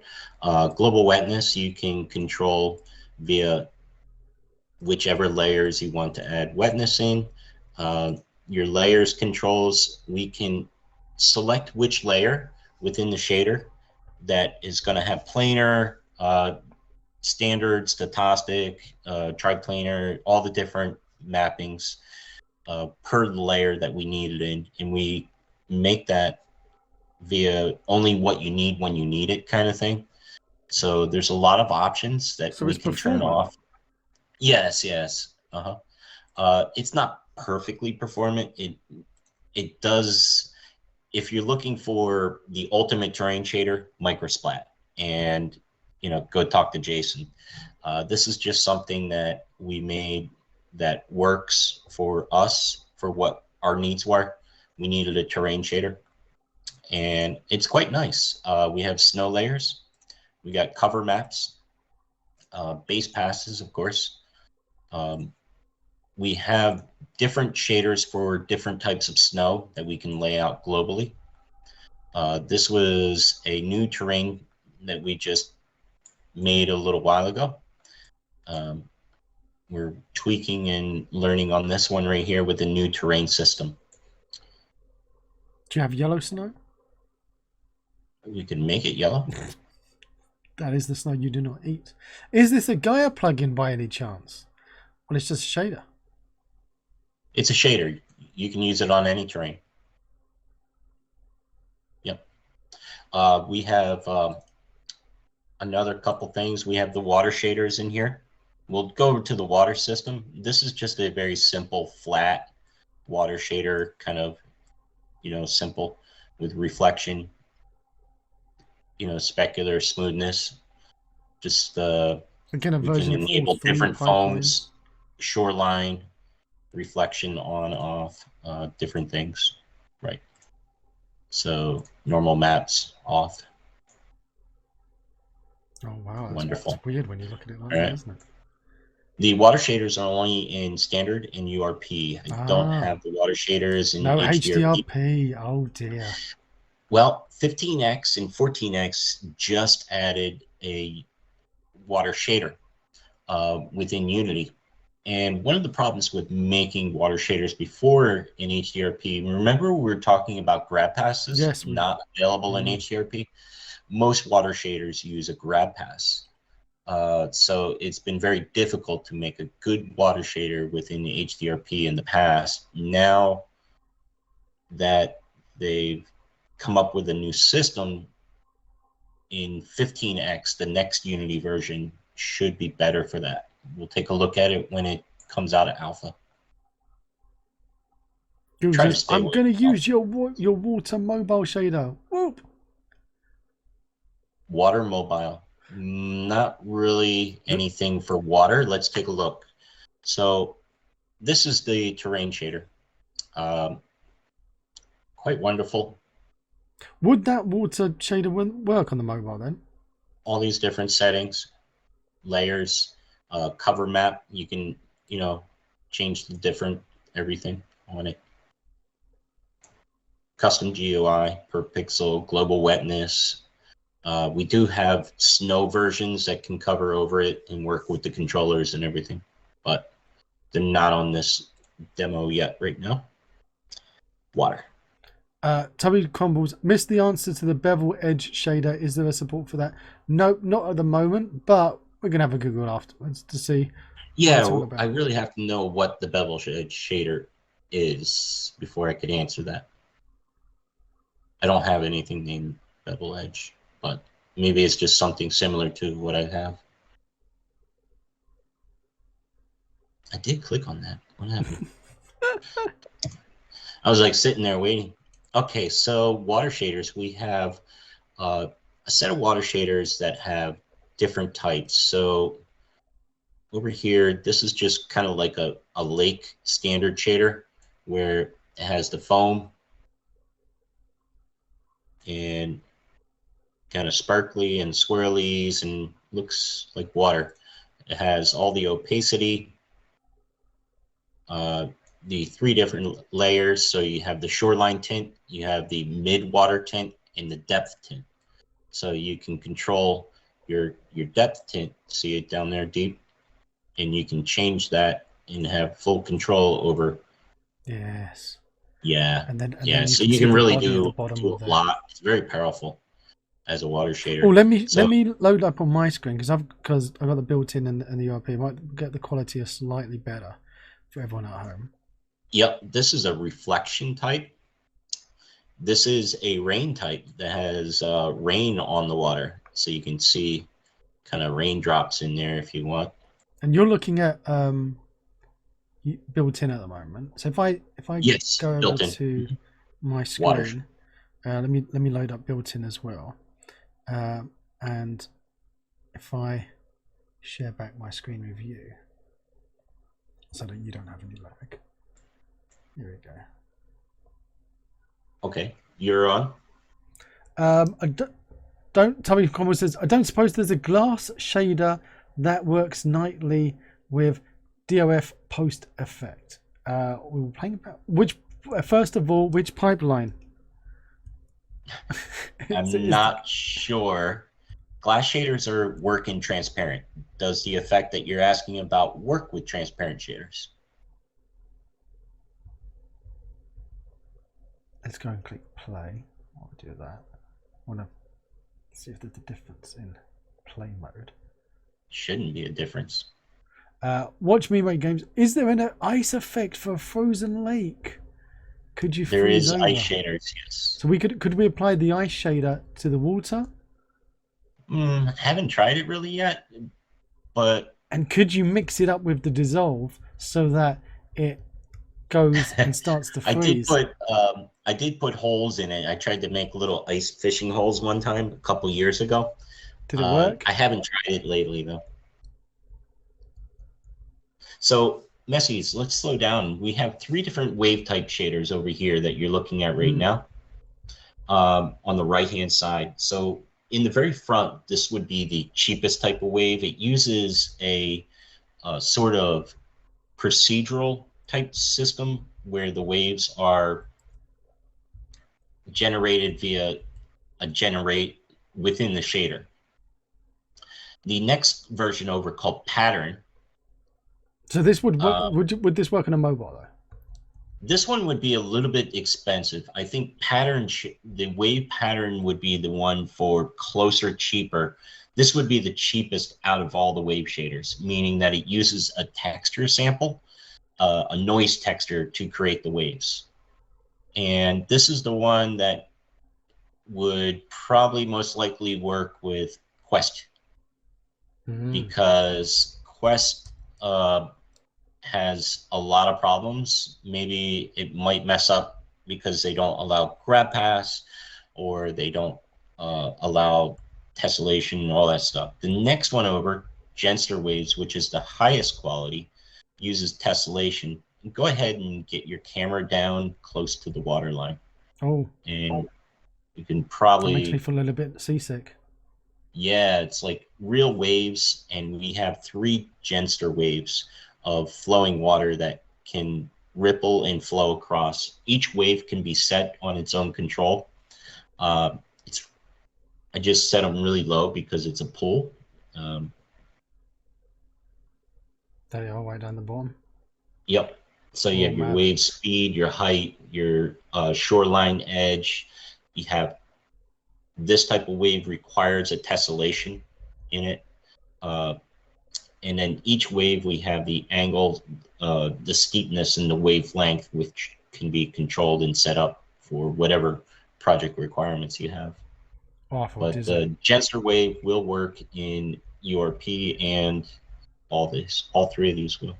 This is a rain version. I just put rain on the water just to see that it was looking nice. Chat saying, with the standard shader, the transparent doesn't render any depth info, so glass does not react correctly to depth of field blurring. Depth of field. If it's something that doesn't by design work with transparent shaders, it wouldn't work with a transparent glass shader. Maybe you could fake a glass shader and run it in opaque and have something halfway decent, but true transparency, maybe not. And Big Gamey says, speaking of DOF, if anyone knows a good tilt shift effect for Unity, please let me know. And this is just your common standard water shader. If you click on it, and you'll find the different settings for depth, color, and shoreline depth and stuff right there. Let's see if you want to play around. Mid-water tint, the tint, depth tint. 1 sec. Can one of the mods, because I don't know how to do it, give Dorit permissions to post a link here? Please, Yolan or Gilda or anyone in chat, because I don't know how to do it. W Combo says, they used to have a tilt shift in Unity 5, didn't they? Tilt shift. I'm not sure what we're talking about. Is that a question for me? Talking about depth of field conversation going on that's lost me completely. Big Gammy says they removed it. They also used to be an asset in the store, but I think that got pulled. Dorit's link in Dorit's, you posted your link before the mods gave you permission. You were a little bit eager there. Somebody got kicked. There you go. Right, so what do you want me to be changing in the settings here? Yeah, some of the depth tint color right there. Depth tilt. Yeah, all those settings right in there. So I can change this to... Yeah, break it. Go ahead, break it. Go for it. Oh. Right. There, blood. There you go. So you have your offset, your shoreline offset, your depth, everything you need for water shading. Oh my gosh. Someone's been... bloody pool. Someone's cut and their you have finger. a mid-water tint there, a mid-water offset. Above that is the next color. You can create a gradient if you get the right colors between the two. Yeah. Yep. Oh my word. Murder in the water. Yeah, that definitely looks kind of scary. Yeah, don't go swimming. That's the hotel swimming pool that you don't want to be wading Here's something into, interesting. Jesse, on that, see the screen that's behind it says water? Yeah. Zoom in on that. Just get your real close up it in hurts. on it. You see what this screen is? Yeah. It's an RGB screen we made, and it's simulating a pixel light shader, a pixel shader here. So it's using a very high frequency super sampling on it to create the high frequency lighting effect that we have here. That's great. I don't have a raffle. Who said to start doing exclamation mark raffle in chat? Looks like doing a raffle later? Do you? I don't think you've got any left, do you? Because do you have any left? I could take a look. Am I offline? I'm not streaming yet. You're not sharing your screen. So yeah, I think you're safe. Okay. We're being raided while you're having a peek. We're being raided by Irish John wonderful. Games. Give me an exclamation mark. Shout out to Irish John Games in chat, please. And please make sure that you protect your booties, because your booties are in trouble. Stop typing exclamation mark raffle in chat. You're going to confuse everyone. Also, give me an exclamation mark rise of piracy in chat. I haven't made an exclamation mark Irish John, but there isn't a raffle going on. I have made a HMP. Didn't I do that? No. Okay. Help me place. How many people do we have in stream? 600, I think. Maybe 1,000 people in chat at the moment. There's 1,000 people in chat at the moment. Right now. I cannot make 1,000. No, you only need to make one. We're only giving away one copy. Oh, really? Yeah, because we're going to be doing an anniversary stream coming up in January. There'll be an anniversary stream in January, so you've got to be saving some of your vouchers for that one as well. I don't know how many I have. Yes, Irish. There's going to be one copy only. If he's got it, he might even have any. Viewer count says 1,200 exactly. That's exactly what the viewer count. By the way, Irish John Games loves his water. And Does he have it? he loves water. Look at this. Oh. We're in built-in. This is the built-in render pipeline. Actually, BitGamey, if you're an asset publisher, which you are, and you contact Unity and you say, "Can I have another 100 vouchers for my asset because I'm doing X, Y, Z," then they will go, "Okay, here you go," and they generate 100 assets. So what we've had before, when we're doing the game jams, and we've had sponsors issue out, like what happened to the Alien, they've given us like 100 copies or 200 copies. I think we had 500 copies of a voucher that we gave away last time because we had like, hundreds of people join the game jam. So yeah. Messy, jump over to the next demo. Let's take a look at UV Reveal. UV Reveal. Now, do you want me to do doing URP or built-in? You pick. It doesn't matter. I'm going to do built-in because that's the version I'm using, and I want to be able to use these for my games. Yeah, the UV Reveal will show the URP because nobody else has that in URP, I think. I think I'm probably the only one. So what these are if you find the little light, you might need to turn your things up, your icon, your icon up a little bit higher, just so we can see the light. Do you want me to turn this back on? Yeah, just turn on the icons there. So if you go to, say, that yellow one right there, and you turn that off, or turn one of the lights off. Hang on, if I make this better. Here we go. So you want me to turn the yellow off? Yeah, go ahead. Now, you see on that shader ball that something disappeared. Oh. All right, so within the shader on here, what we're doing is we're filtering, and we're filtering per the light color. So any spotlight that has that yellow color, which is our filter color, it will reveal a mask. Oh. Yeah. So I'm making a Phasmophobia style game with ultraviolet light. Uh-huh. Oh. And when the light shines across it, it will reveal. So we have these glass type, which has normals. It's a glass type shader with normals and everything on it. Then we have a transparent type, which is just to the left there. That's a transparent shader running in transparent paths.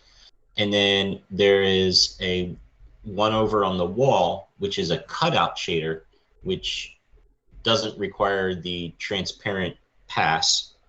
Oh, that's on the screen. Yeah. That's lovely. So the digital screen, I put one on there too, just in case. That's a cutout shader right there.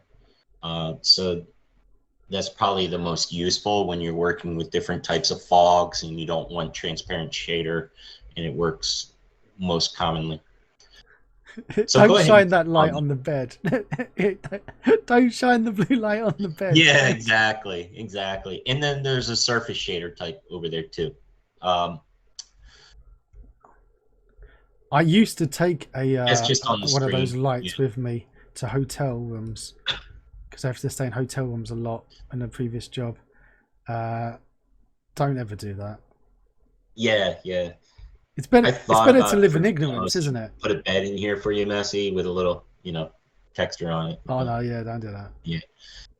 So the URP is quite amazing looking. It has a little bit different effect because it has different types of lights. Fine. I'll go into URP. I'll go into URP. By the way, Irish John, are you using built-in or URP for Rise of Piracy? And you didn't tell me, Dowie, did you find any copies, any vouchers laying around? Yeah, we have them ready. Mm-hmm. Oh my gosh. We have 3 of them. No, you're not allowed. Sure. Right. Let's go back into the Unity window. Science!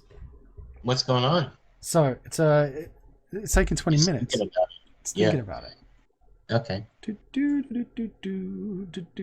While Unity thinks about loading up another scene, Uh-huh. and again, like I say, this is Unity takes 20 minutes to open anything up. Messi, don't argue with the guest. Exactly. You want to chat? Who do you want to win copies of !DE in chat? DE environment. Is that what you're looking for? Are you looking for presents? Are you looking for a collection of over, how many is it? Oh, 250? How many shaders did you say? Are there really that many people that have not bought a copy yet? I see. I didn't even think it was possible. It's on sale today. It is on sale! ! DE in chat. So, ! raffle in chat to join to win a copy. How many shaders are there in there? You're saying? Thousands. Millions. Thousands. There you go! !raffles in the chat. So this is the URP one. Right?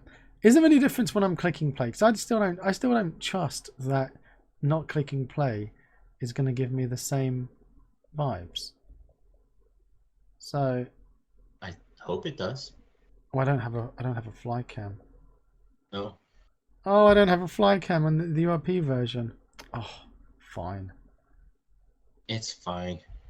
Okay, so if I turn off, everything's bright and happy inside here. Right, I mean, the lights. So what is so special about the URP version that's different to the built-in one?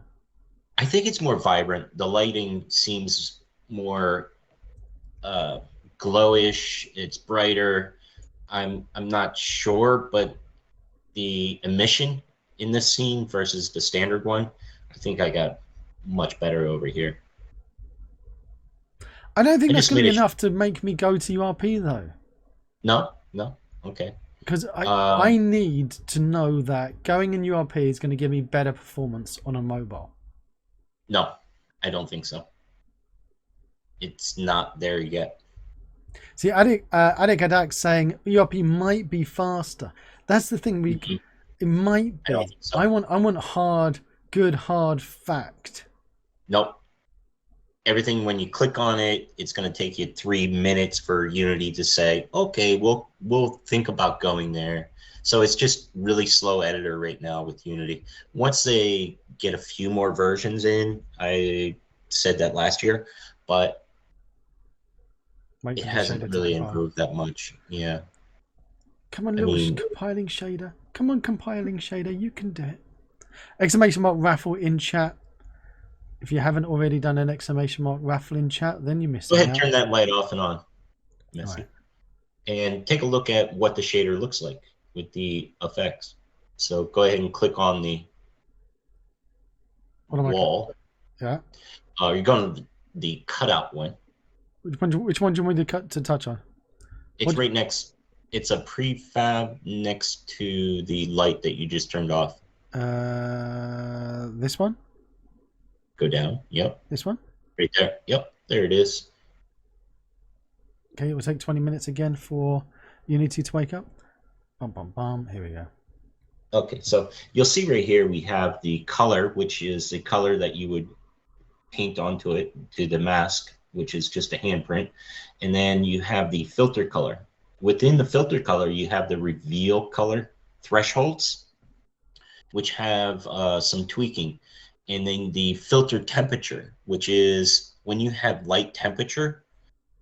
Remember from all the different lights, they have that temperature slider, red to light. Those affect the different color into the model. So I added a temperature slide also. This is very handy that if you have a really bright light and you need to tweak it. So we spent a lot of time making sure that a white light, really bright white light next to your UV reveal doesn't trigger it off. And it's a matter of getting a fine tune between your color temperatures and making sure that the next light in the layer isn't brighter than the next one. So there's a couple of people building games with this shader right now, and it's pretty impressive. Awesome stuff. There's a lot of work's gone into that, though. Yeah, it's been through testing, a lot of testing. It always is. Yep. Oh, you've got a toon shader. Uh-huh. Let's jump into that. But don't yell at me because one of them's going to be blinking in 14x. I do have a bug report for that because Unity version does it also. Okay, we've got the raffles come to an end. We've got to announce the winners. So, drum roll. So, how many copies did you say we're giving away? We could do up to 3. It depends on how nice they are. Okay. Yeah. Exclamation mark DE in chat. Exclamation mark DE in chat, please. So, winner is Doritz. Doritz has been very vocal in the chat today with feedback. Great. So, I will allow it. I will allow it, Doritz. Make sure you hit me up on the Discord and that you have linked your Discord and your Twitch accounts so that it does show that you are the same person. Hashtag winning. So hit me up on the Discord, exclamation mark Discord in chat. And the next winner is Pixel Shenanigans. Pixel Shenanigans, who I noticed was on Jason Wyman's stream the other day when Jason Wyman was giving away a load of prizes. Pixel Shenanigans, I saw you there in the replay when I watched the replay back. I was wondering, where was Pixel Shenanigans on a Messy Coda live stream on a weekend? But, you know, never mind. He was over there on Jason Wyman's. But I love Pixel Shenanigans. So Pixel Shenanigans is forgiven. It can't escape with a name like that. It's very noticeable. Hit me up on the Discord, Pixely. Also, and by the way, Pixel Shenanigans, did you win anything on Jason's live stream over on YouTube? Exclamation mark YouTube in chat. That's for my one, by the way, not for Jason's. And the last winner is St. John Limbo. It's actually won quite a few things over the Christmas holidays. So congratulations, St. John. Now, here we are in the eventually loaded up toon in URP. So this is the famous that blinky one. Thing right there, blinking. Okay. Yeah, because that's a Unity bug. That's not me. And Unity are known to make a bug every now and again. Yeah, the shader graph version of the same shader type will do the same blinky thing. They just added a new type of reflection probe blending in URP, this version, and Unity has not fixed it yet for the shaders. See, I'm not convinced, like, because I'm going to stay in built-in. Stella says, honestly, they haven't noticed any difference on the PC between built-in and URP. They both show similar stats. Sora saying, 2023 LTS is when shader render pipelines will definitely be ready for us indies. So, yeah, I think so too. 15x is looking really great. Some of the stuff they're doing with the code to optimize things, it's exciting. I hope they get it right. It's not a bug, it's a feature. Exclamation mark DE in chat, please, if you haven't already. If you didn't manage to win, then don't worry, because it's coming on a 50% sale until the 5th of January, which is coming up next week. So how many did we give away? We gave away 3 copies. Oh, okay, great. So those 3 winners, we're expecting to see them do stuff in the showcase. All right, we'll send that to Messy, and he'll get those over to you. Don't share it until afterwards, because we don't want to accidentally. Yeah, I know better. You know what I've done before. Everybody. Yeah, right. I've done naughty things in the past. I want to see this in the built-in. This has an outline and has a. You can look at it in standard too. Yeah, I'm going into standard because that's what Chicky Taxi's done in. Chicky Taxi's a standard game. Okay. Actually, standard has more toon shaders than the other. There we go. That's another reason why to keep using standard. If I pop over to the change the Unity window to be looking at the standard. Here we go. Are you frozen? That's better. So now Okay. we can There's a couple see of outline shaders. We got some what I call toon map, which is a matte cap or a ramp type texture. Looking at So your you can cutout use a translucency. ramp or a matte cap in there. That's nice. All Toon the surface by magic's in the Bicubic. shader. Yeah, just put different sampling on it. How many features have I got to twiddle about and play about with?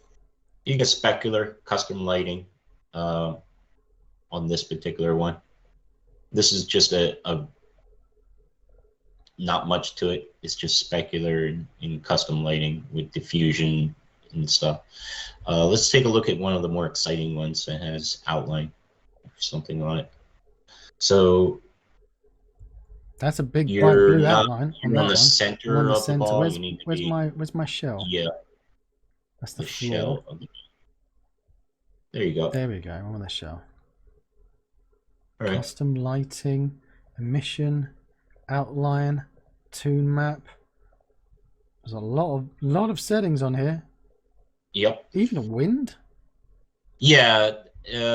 I don't know why. We can actually turn all these off and on and add any individual ones back and on. I just wanted to give a shader that had a lot of features on it. So when you're playing with it and you say, oh, I don't need this option on there, you can just open it up and click the button, compile it, and it will automatically remove. Oh, I like your outline distance. That's something that always annoys me. Yeah, it gets smaller or bigger as it goes further away. I love that. Yeah, that's all corrected. Codio22. Hello. Sorry. Yeah, there's a outline mask source there. That's pretty cool too. So see the mask source at the bottom of the outline? It's to none. Albedo. You can change that to the albedo. So the albedo now has influence on it. Oh, or you can add custom. You can put a custom mask in there. And you can make it panning. So put a little texture in there and then speed it up. Anything. And don't say anything to me. You know I can't make a decision. Well, a texture, yeah. Noise or anything. Noise would be fine, right? Noise will be fine, he says. There we go. So now let's go X speed. Ooh. X speed below that. Yep. Oh. So that could be fun.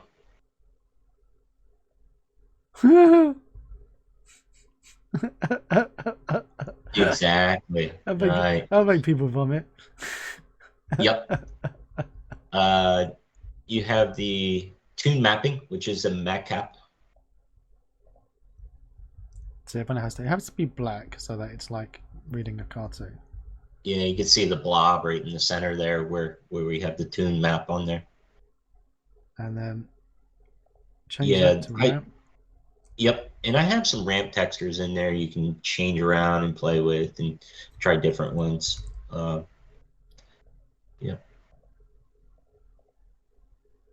So get an idea of what that is. It's different types of UVs applied from ramp or from matte cap. Yep. There's actual toon shaders out there on the asset store doing just this, and this is part of your collection of shaders. It's not finely tuned, I would say, to say, oh, it's a toon shader, because toon shaders, people generally get kind of crazy over it. I mean, they're like, I want the lighting with the perfect curvature, you know. We have the basics here, which is the entry level for toon mapping. And in most cases, it's good enough. But if you're making a model that you're going to be doing, you know, some crazy stuff with, we have most of the features there, but you'd have to turn everything on. Moss on a toon shader? Yeah, why not? Oh my word. Moss is a module you can add on to any shader. So I was like, okay, I need a toon shader just to fill that one little blank spot in the thing. So we threw some moss in there. Right. Had to make something shiny. Always need something shiny. And then we needed just to see if everything was working on cutouts for the outlines and all. Outlines kind of funny on cutout Yes, shaders. I've You been. get that weird angles and twists. That's been a problem with Chicky Taxi, trying to Yeah, complain about different ones. it's always kind of weird, but you can tweak it around and just kind of get the best you can. The other option would be use a screen space kind of solution for outline where you do it via scripting. But as far as shader goes, I mean, it's pretty good. Can Just you for a simple, combine them, shiny, moss, and rain? If you've got Amplify Shader, yeah, you can put anything together you want. You could pack them all in, but I wouldn't recommend putting everything together because it'll be super expensive. The on idea a is to powerful find the PC. combination of only what you need when you need it, and go with that. Well, I'm going to be using these in Chicky Taxi, updated Chicky Taxi. Yeah, well, I think we have a Chicky Taxi shader We in do. this pack. Which Where was it? Um, Digital, I there you think. go. It was Maybe digital or hologram, one or the other. Hologram. There you go, hologram. Go over to hologram. Let's just so digital before we go. By the way, St. John Limbo was very, very fortunate in the Christmas interviews. He's won Aquarius Max's Fey Pack, Blink's character customization, and Dowie's shaders now. So he can says that can practically make a game with what they've won. Absolutely, yeah. And for Dorits, everything's coming up Millhouse today. It is indeed. Right, let's go into where was it? Hologram. Like we said, this is just something that you would put up on signage in a kind of a weird world situation. Yeah, this works for when I was doing my Cyberpunk game. Yeah, very cyberpunk kind of effect, pixelation with glitchy effect. Right, so if anyone's wondering which one is being used in Chicky Taxi, that one right there. When you're looking for your destination, it's got the squares around it, and it's this one here. Yeah, it's because it's got that pulse effect when you zoom out, when you scroll back, and now you can set it so when you get closer, the pulse effect will shut off. If you scroll closer or change the setting, you know how to work this one. Yeah, it's been a while. So distance, range, and fade. So you've got here the two settings, the surface input and the slowness scan. Yeah. Yep. So you would change that, and now you scroll back, and it's not going to start until you get to a certain distance there. Right. And it might get brighter. So you put that on your map somewhere where you need to highlight a spot. People start running towards it, and then as they get closer, it sort of disappears, and everyone's like, where do I go now? That's where the next type of shader would come in, where you use portal card or sort of portal cards, or what do you call them? Portal cards? Just a moment. We're talking about dissolve. There we go. It's the hologram dissolve going on. There are far too many. Oh, there was what you said earlier, which I didn't believe, was how good the fabric was going to look inside go ahead and check standard. it out. Yeah. So, oh my god, it still looks good in standard. Oh, it's going to look awesome. Like, get right up, your face right up in it. I mean, it's going to be amazing. Your camera's going to clip probably before you can get that close. I've got inside it. I'm hiding from the dead people. Oh my gosh.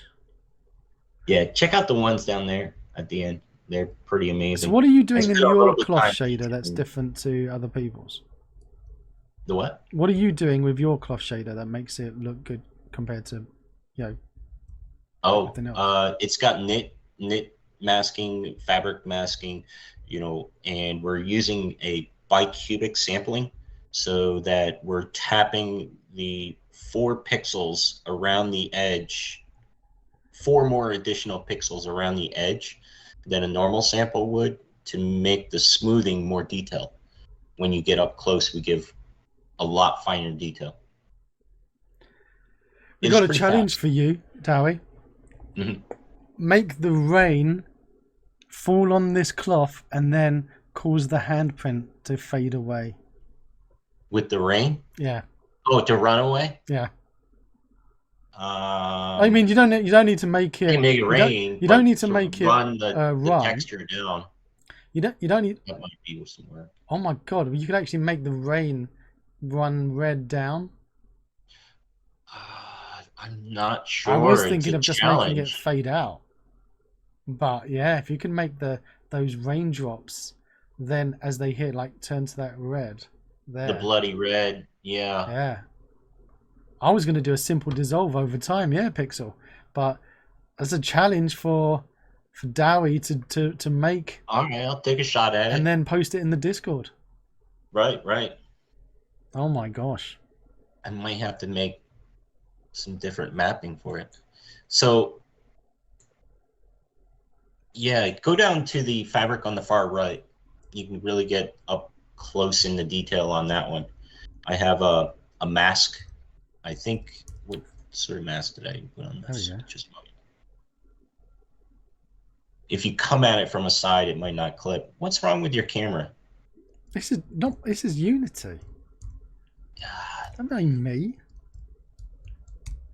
Well, you know, the near plane, change that to 0.001 maybe. So you're not flipping away half your detail. It has so much detail you can't even get that close. I haven't edited anything in the cameras. I know. Okay. So it's probably the near plane clip on it. Change it to 0.01. There you go. Yeah, there you go. Now try coming at it. Do you know what you need? You need better ref. Maybe. Exclamation mark better ref in chat. Did I make a command for better ref? I'm not sure. Flowing blood would be awesome. Generally, so this in is life. a thread mask on there. And if you click on the shader, the cloth, we can show you without the thread mask. Go ahead and turn thread mask off. There it is. Oh, hang on. So you see what that's doing in thread mask. And you could change any type of threads, put anything you want on there. Make it look like buttons, all kinds of stuff. That's crazy. Mm-hmm. Pretty cool. And this is built in, just to remind people. Yeah. I'm telling you, built-in can be pretty good if you set it up right, proper. Minimum version, was it Unity 2019 point what? 31. We're uploading that standard version because we have some users in VR chat that like to play around with it. VR chat. Yeah. That's something I've got and I've some never point used. Maybe soon as VR chat updates and moves up to a higher version, we'll probably follow and go to a higher version than 2019. So you're just following VR chat as you go along?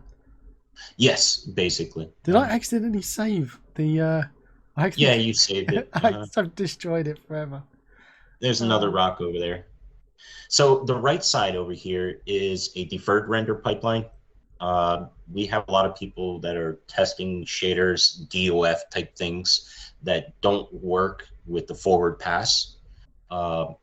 So we created this set of shaders over on the right-hand side, which is running in a deferred pass only, or deferred pass, and should work with DOF and the different types of fog that you're asking about before. It's a little bit, it's like a more of a fake subsurface scattering, but it's, I mean, the qualities, you can't really tell the difference if set up correctly. My word. So, all right, we've been 2.5 hours, Dowie. Yeah. Where are we going from here? I don't. Now, do we have an uptime? We do have an uptime. I know Literally there's two a and a half dozen, hours. 25, 30 things that we haven't shown You yet. got to pick. I'm allowing because I need to edit this to go into YouTube, right? Okay. So I need to draw the line somewhere. I'm gonna have to. All right. We're gonna. I was told the other day that I need to be more controlled with the length of time that the shows go on for, because I get too carried away and too excited. So I got told off for that. So I'm gonna need to be forceful. Choose 3 more. Your choice. URP or built in, or if you want to show on HDRP. But choose 3 that we're going to show before we go to bed. Wow, so many I choices. know. I'll do a quick screen share. We basically covered most of everything. Let me plug over. Make sure you're not showing anything you shouldn't. Yeah. Terrain snow.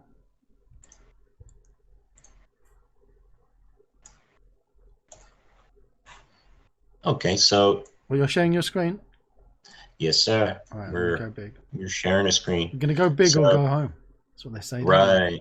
So here's a little beauty shot for HDRP vegetation. Just showing some beauty, shadows and things like that. Oh, hang on. I'm sure I could have did a better job You're of setting up frozen the at light. the moment. Am I sharing yet? You're sharing something. It's like a frozen screen of the HDRP. Something's broken with this share. What? Maybe. Oh, there we go. Now I can see. Oh, okay, great. So could you make an item look damp due to fog? Well, that's the wetness. You would apply wetness. It would be a matter of darkening the object and providing more smoothness. So if you want to make something look wet, it's just increase your smoothness, decrease your rawness, and you would decrease the maybe saturated or decrease the brightness. So wetness is basically in all assets, shaders, wetness is just kind of multiplying your smoothness and decreasing your brightness at the same time. That there's not too many tricks for wetness that people can do, no matter what the asset is. And then you throw some textures on top of that, make it look like rain. Make it rain. What are you showing me? We're just kind of ending out here with this. I think we've done pretty good. Is there anything that other people want to see? With the nature one, you're going to show me Stochastic, the demo. Okay. Stochastic right now has 2 shaders in it.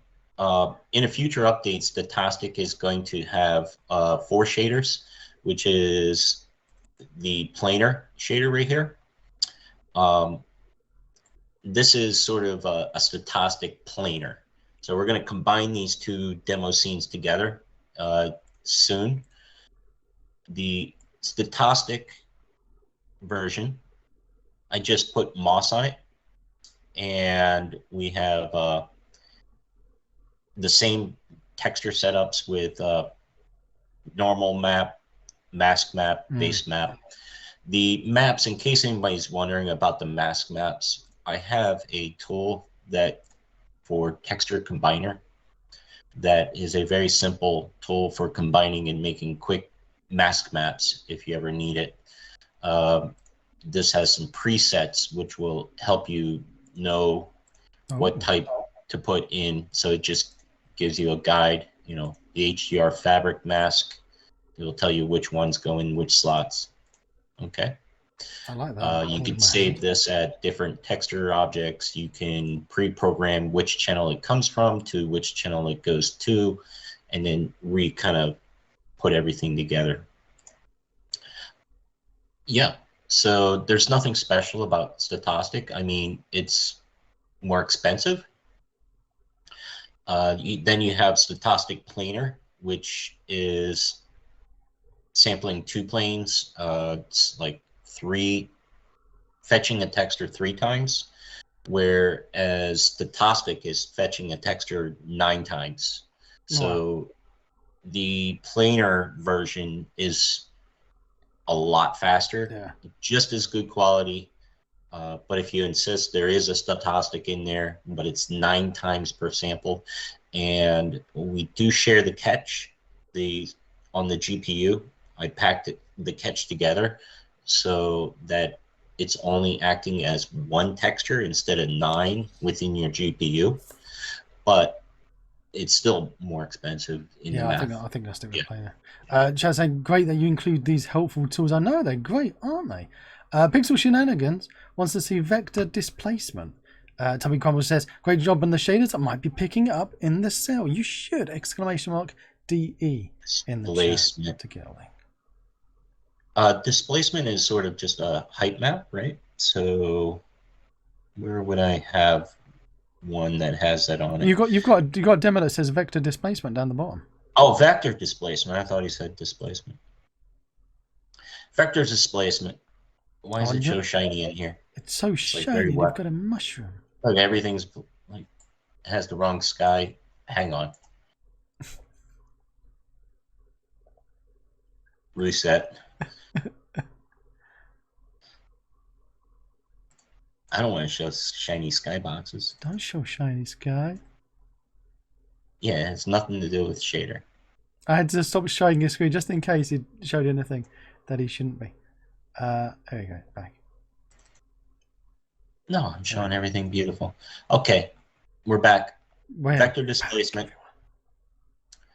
Vector displacement is a process to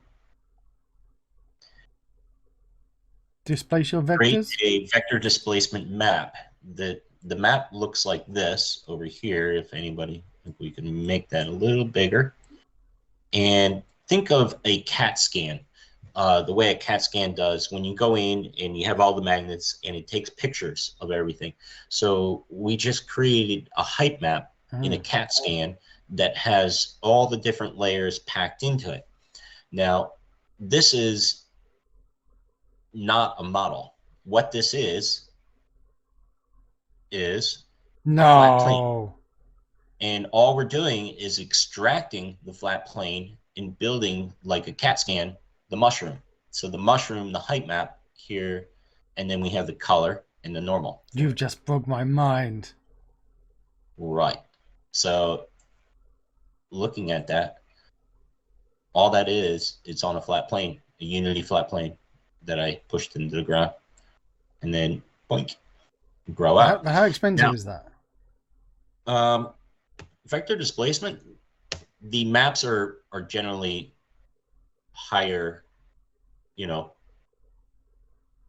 memory, but it probably not too bad, I mean, it wouldn't be expensive to run. And you can make vector displacement from stamps within Mudbox. If you have a program called Mudbox, it's probably the best one for making. Yeah, it's probably the best one for making stamps.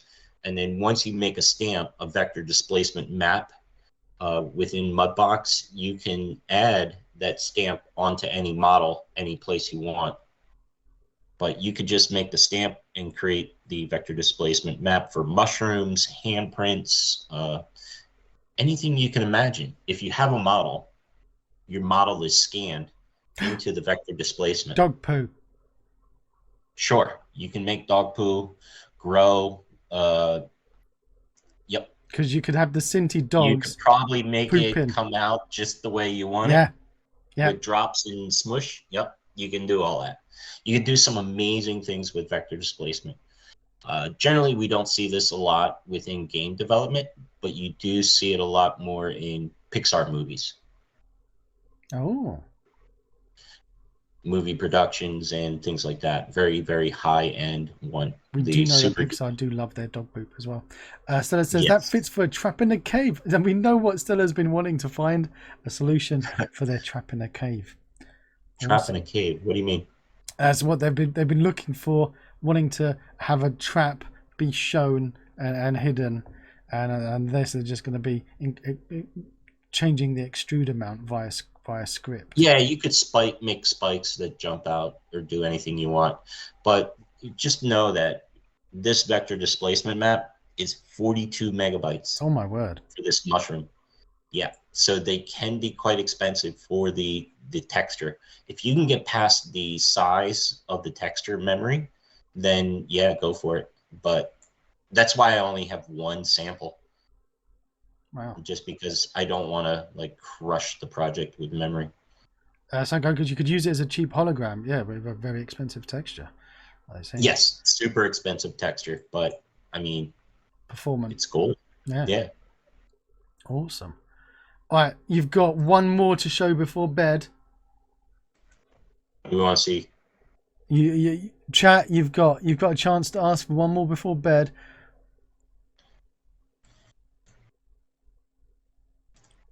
Anybody? And by cookies, it's not cookies as in the chocolate cookies to eat. Uh-huh.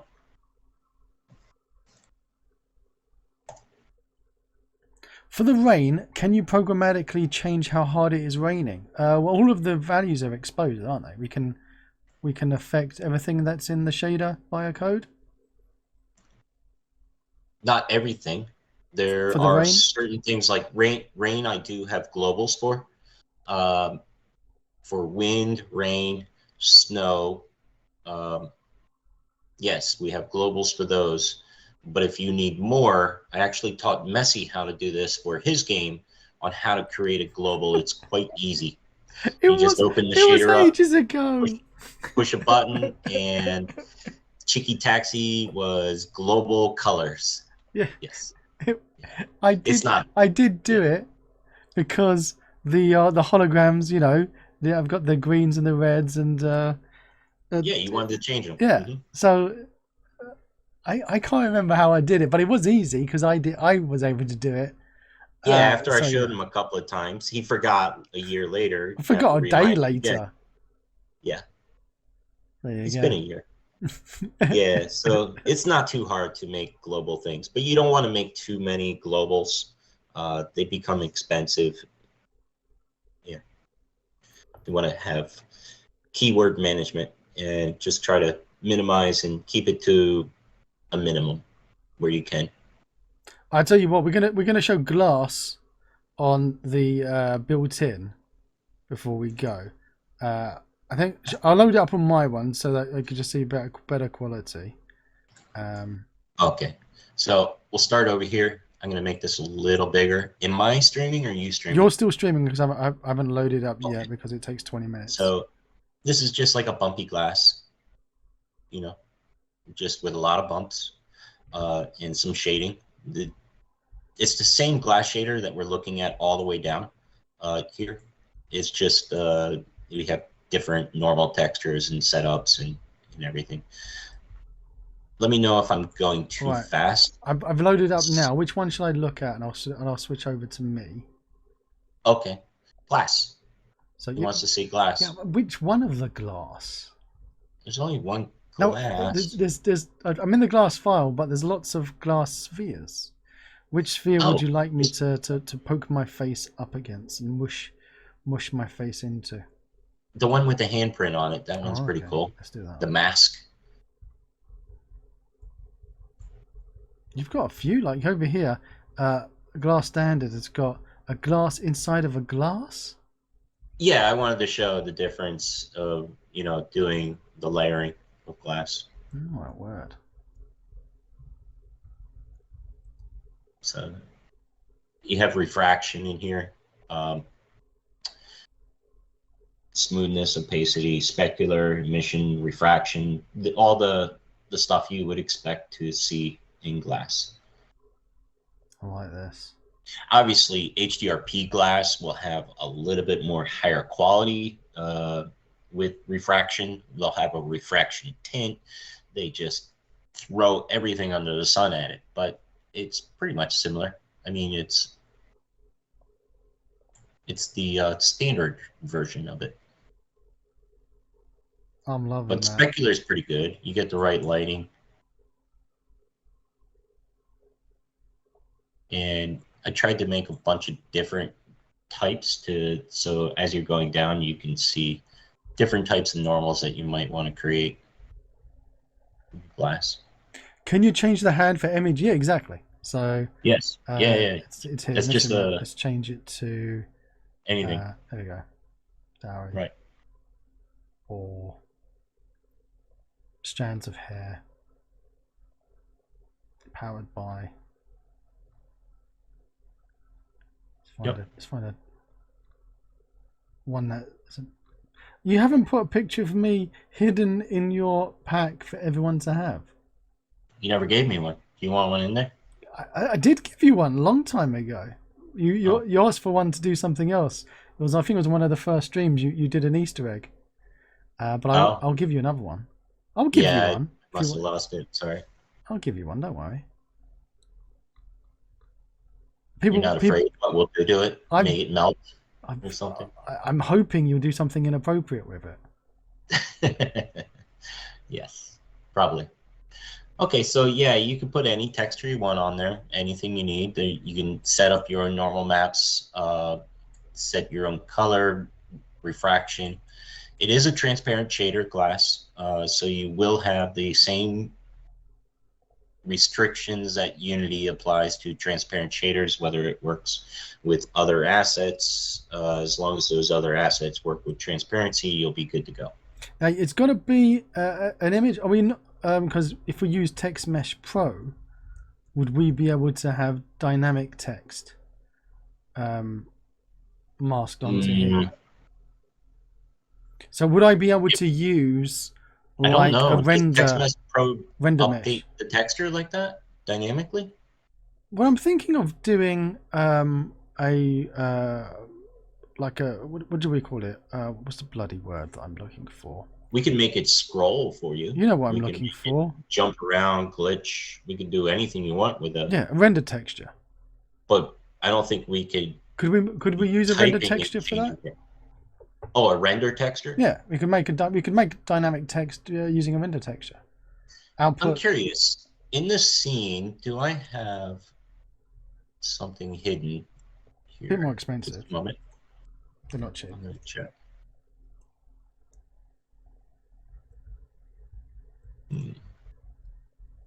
No, it doesn't seem to be in this scene right now.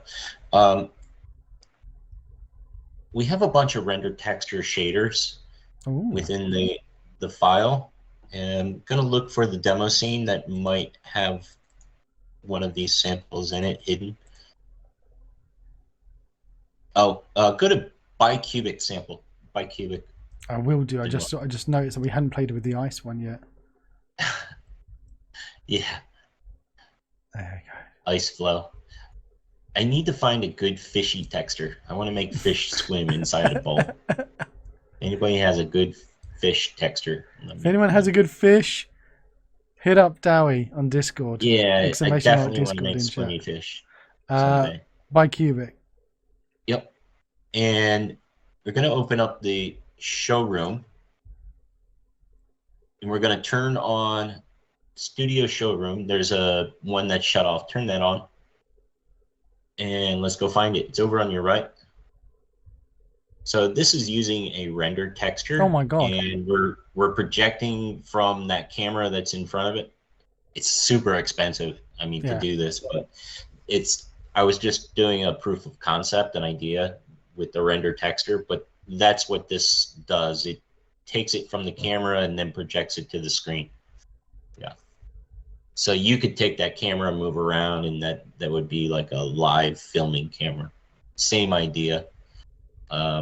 So it was just sort of, a test idea.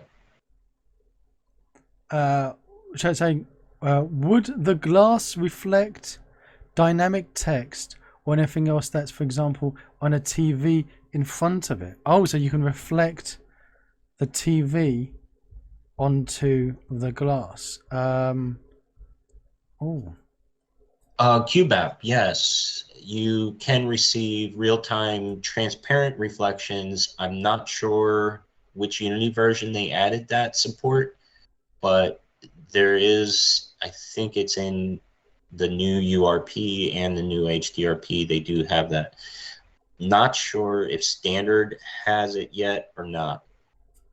Oh, so you're trying to find reasons for me to move away from standard. No, I'm not saying that. It might be just like a Unity version thing rather than a pipeline thing. That's a good, I'd because have to a double fake check. But aquarium. Yeah, yeah. If he wants fish for he's under the ice. He wants fish for he's under the ice. I So just go here. need fish He textures. wants Yeah, fish. He wants fish, man. Just give him the fish. fish, man. I need some fish. I don't need a fish model. I just need fish textures. I'm gonna fake the fish. Oh my word. We could have ideas forever. We could have ideas forever. Right, Dowie. Yeah. You know what? We're gonna have to go to bed because Okay. it's coming up to 3 hours, and I said at 2.5 that Okay. we've got to be strict. Now, when I asked, does anyone want to see anything else? Big Gamey was like, I want to see more raffles. But donating 3 copies was generous though, and this has been a great interview. I've had a lot of fun. Have you had fun, Dowie? Yeah. Did you learn anything today? I did learn Okay. a few things, especially for those in chat who are playing about with built-in and they're not too sure why their games aren't looking great in built-in. That's because you need something like this that's going to fix your linear intensity to not be using the gamma Lighting curves. lighting curves. Now, Messi, if you want to find out more about that, open the README documentation. Oh, Yeah, check the documentation. always check the documentation. Yeah, people don't read documentation. You know that by now. Nah. And if you go here to latest update, it tells you what the latest what that updates is, are as read well. the docs. Yeah, and don't then read they'll the tell you. docs. Nobody reads the docs. You've got in the wizard, I was saying here, we were talking over each other, I do apologize, that in the wizard it says latest update, tells you the latest updates, tells you to read the change log, and it also tells you the supported render pipelines as well. Yes. In there. Very important. Yep, and all that's posted on the asset store also when you purchase. Yep. Exactly. So you can't accidentally make a mistake and then ask for a refund. But why would you want a refund? Come on, chat. I mean, it's 2,000 shaders. 2 million shaders. Full code, everything you need. Nothing's hidden. Nothing's in DLs. Everything's there. So. And if you've got Amplify Shader yourself, then you can customize to your heart's content. Chuck in a node, and away you go. Great for learning. Yep. So good. It's like going to shader school. !DE in chat for your invitation to shader school. Yeah, I think there's almost 300 to 400 different shader functions. Tons of shader functions that aren't even in these samples that we're showing you. There's stuff in there. Just treasure. If you're a shader developer, I mean, it's full of everything. It's full of shader gold. Google says, Yep, thank you so much, Dowie. I came for the water. Even saw murder. Made my day. I love the water. And then Pixel Shenanigan says, very insightful. Mostly that I don't need to go to URP after all. Exactly. You don't. Stella says, thanks for the interview. See you all next year. Yes, next year. Have a nice end and start of year's weekend. I will not be streaming tomorrow because it will be New Year's Eve and I'll be castrated if I was to stream tomorrow. Let's be honest, Reversal. There would be in a jar. We'll see you out there. And Darry, did you know that we've got more live dev interviews coming in January? What do you got? Who have I got? Great question. If we pop over to the browser, we can see that on Monday the 2nd of January, we've got Cleverus in chat. It's got the Prodigy system as well as the Vault Core and the inventory system as all these add-on modules. If you're making a game, you want a robust architecture to your game, no matter what you're playing, then you can pick that up from Cleverus. And if you are making specifically a city builder or an adventure game, then you could pop over and watch us on Tuesday with Softlighter. I've been wanting to make a Zeus game, and I've been planning to use the city builder to make like a Zeus game. Anyone remember Zeus on the PC and Amiga many years ago? Well, yeah, I've been wanting to make that. And if you want to learn how to use his asset and basically watch me break things and cry, catch us on Tuesday. And a guest coming back who hasn't been on the chair for a very long time. By the way, Cleverus Softlight, new guests. Pixel Crushers, Tony Lee is coming on the stream on Wednesday. It's got the new grid controller that's out on the Unity Asset Store, as well as dialogue system, love, hate, and quest machine as well. You can get in the current sales. Exclamation mark messy sale in chat. Dowie buddy, thank you so much. Yep. Thank you. Had a lot of fun. Yeah, did we break anything? I broke HDRP. Yeah, but was anything my fault? Maybe the package for HDRP, the one that you sent me. That I sent you didn't have a file. Yeah, right. I'm gonna say it was your fault, not my or fault. The next day, make sure that's okay. Do check it. Yeah, do have a play tomorrow on a new project, just to make sure it was me and not you. I know on mine, which is a copy of what I sent you, I thought I sent you, it worked perfectly. Yeah. Well, that's what's called double checking. You measure twice, you cut once, Dowie. You know that phrase? Of course you do. Exclamation mark DE in chat. 50% off. Normally, look, €70. It's down to 35. And if you're looking at in dollars, it's pretty much the same thing these days as well. Yep. Adam, we're leaving. You're joining just as we're about to go raid somebody. That's unfortunate timing. But you don't leave because we're gonna go raid. Buddy, I'm gonna have a good night. Cheers, thanks. Yeah. Why is the Teams chat? Here we go. I'm gonna hang up on you. I'm gonna love you and leave you, Dowie. Thank you again. All right. Good day. By the way, Dowie, before you do go, when are you coming back? Yes, sir. Next year. That once a year stream with DE Environment. I love it. We can catch up in the spring. We got a lot of big updates coming. A lot of big things that we're working towards and making progress with. And on that note, one last question. If they purchase now, is there an upgrade fee? Or will they get the upgrades for free? Yeah, we just keep updating and adding thousands of shaders. It's been that way for years, and don't really have any plan to change. I think the only thing that we're planning to do, if you buy this pack right now, you would have every shader. We were considering taking some of the shaders out of this pack and making smaller packs. But if you already own this pack, they would be free for you. There you go. So buy it now while it's in the sale, 50% off, to make sure that you're safe. That's a clever way of tricking people into buying your stuff, dude. I like it. I've got to do that more often. Mate, I'll catch you later. Go to bed. Cheers. Bye. See ya. If you want to see more of my crazy videos, click on the left side of your screen now. And down below, there's that big juicy subscribe button. And right next to it is the magic bell that if you click it, it will tell you if I've got a new video coming out.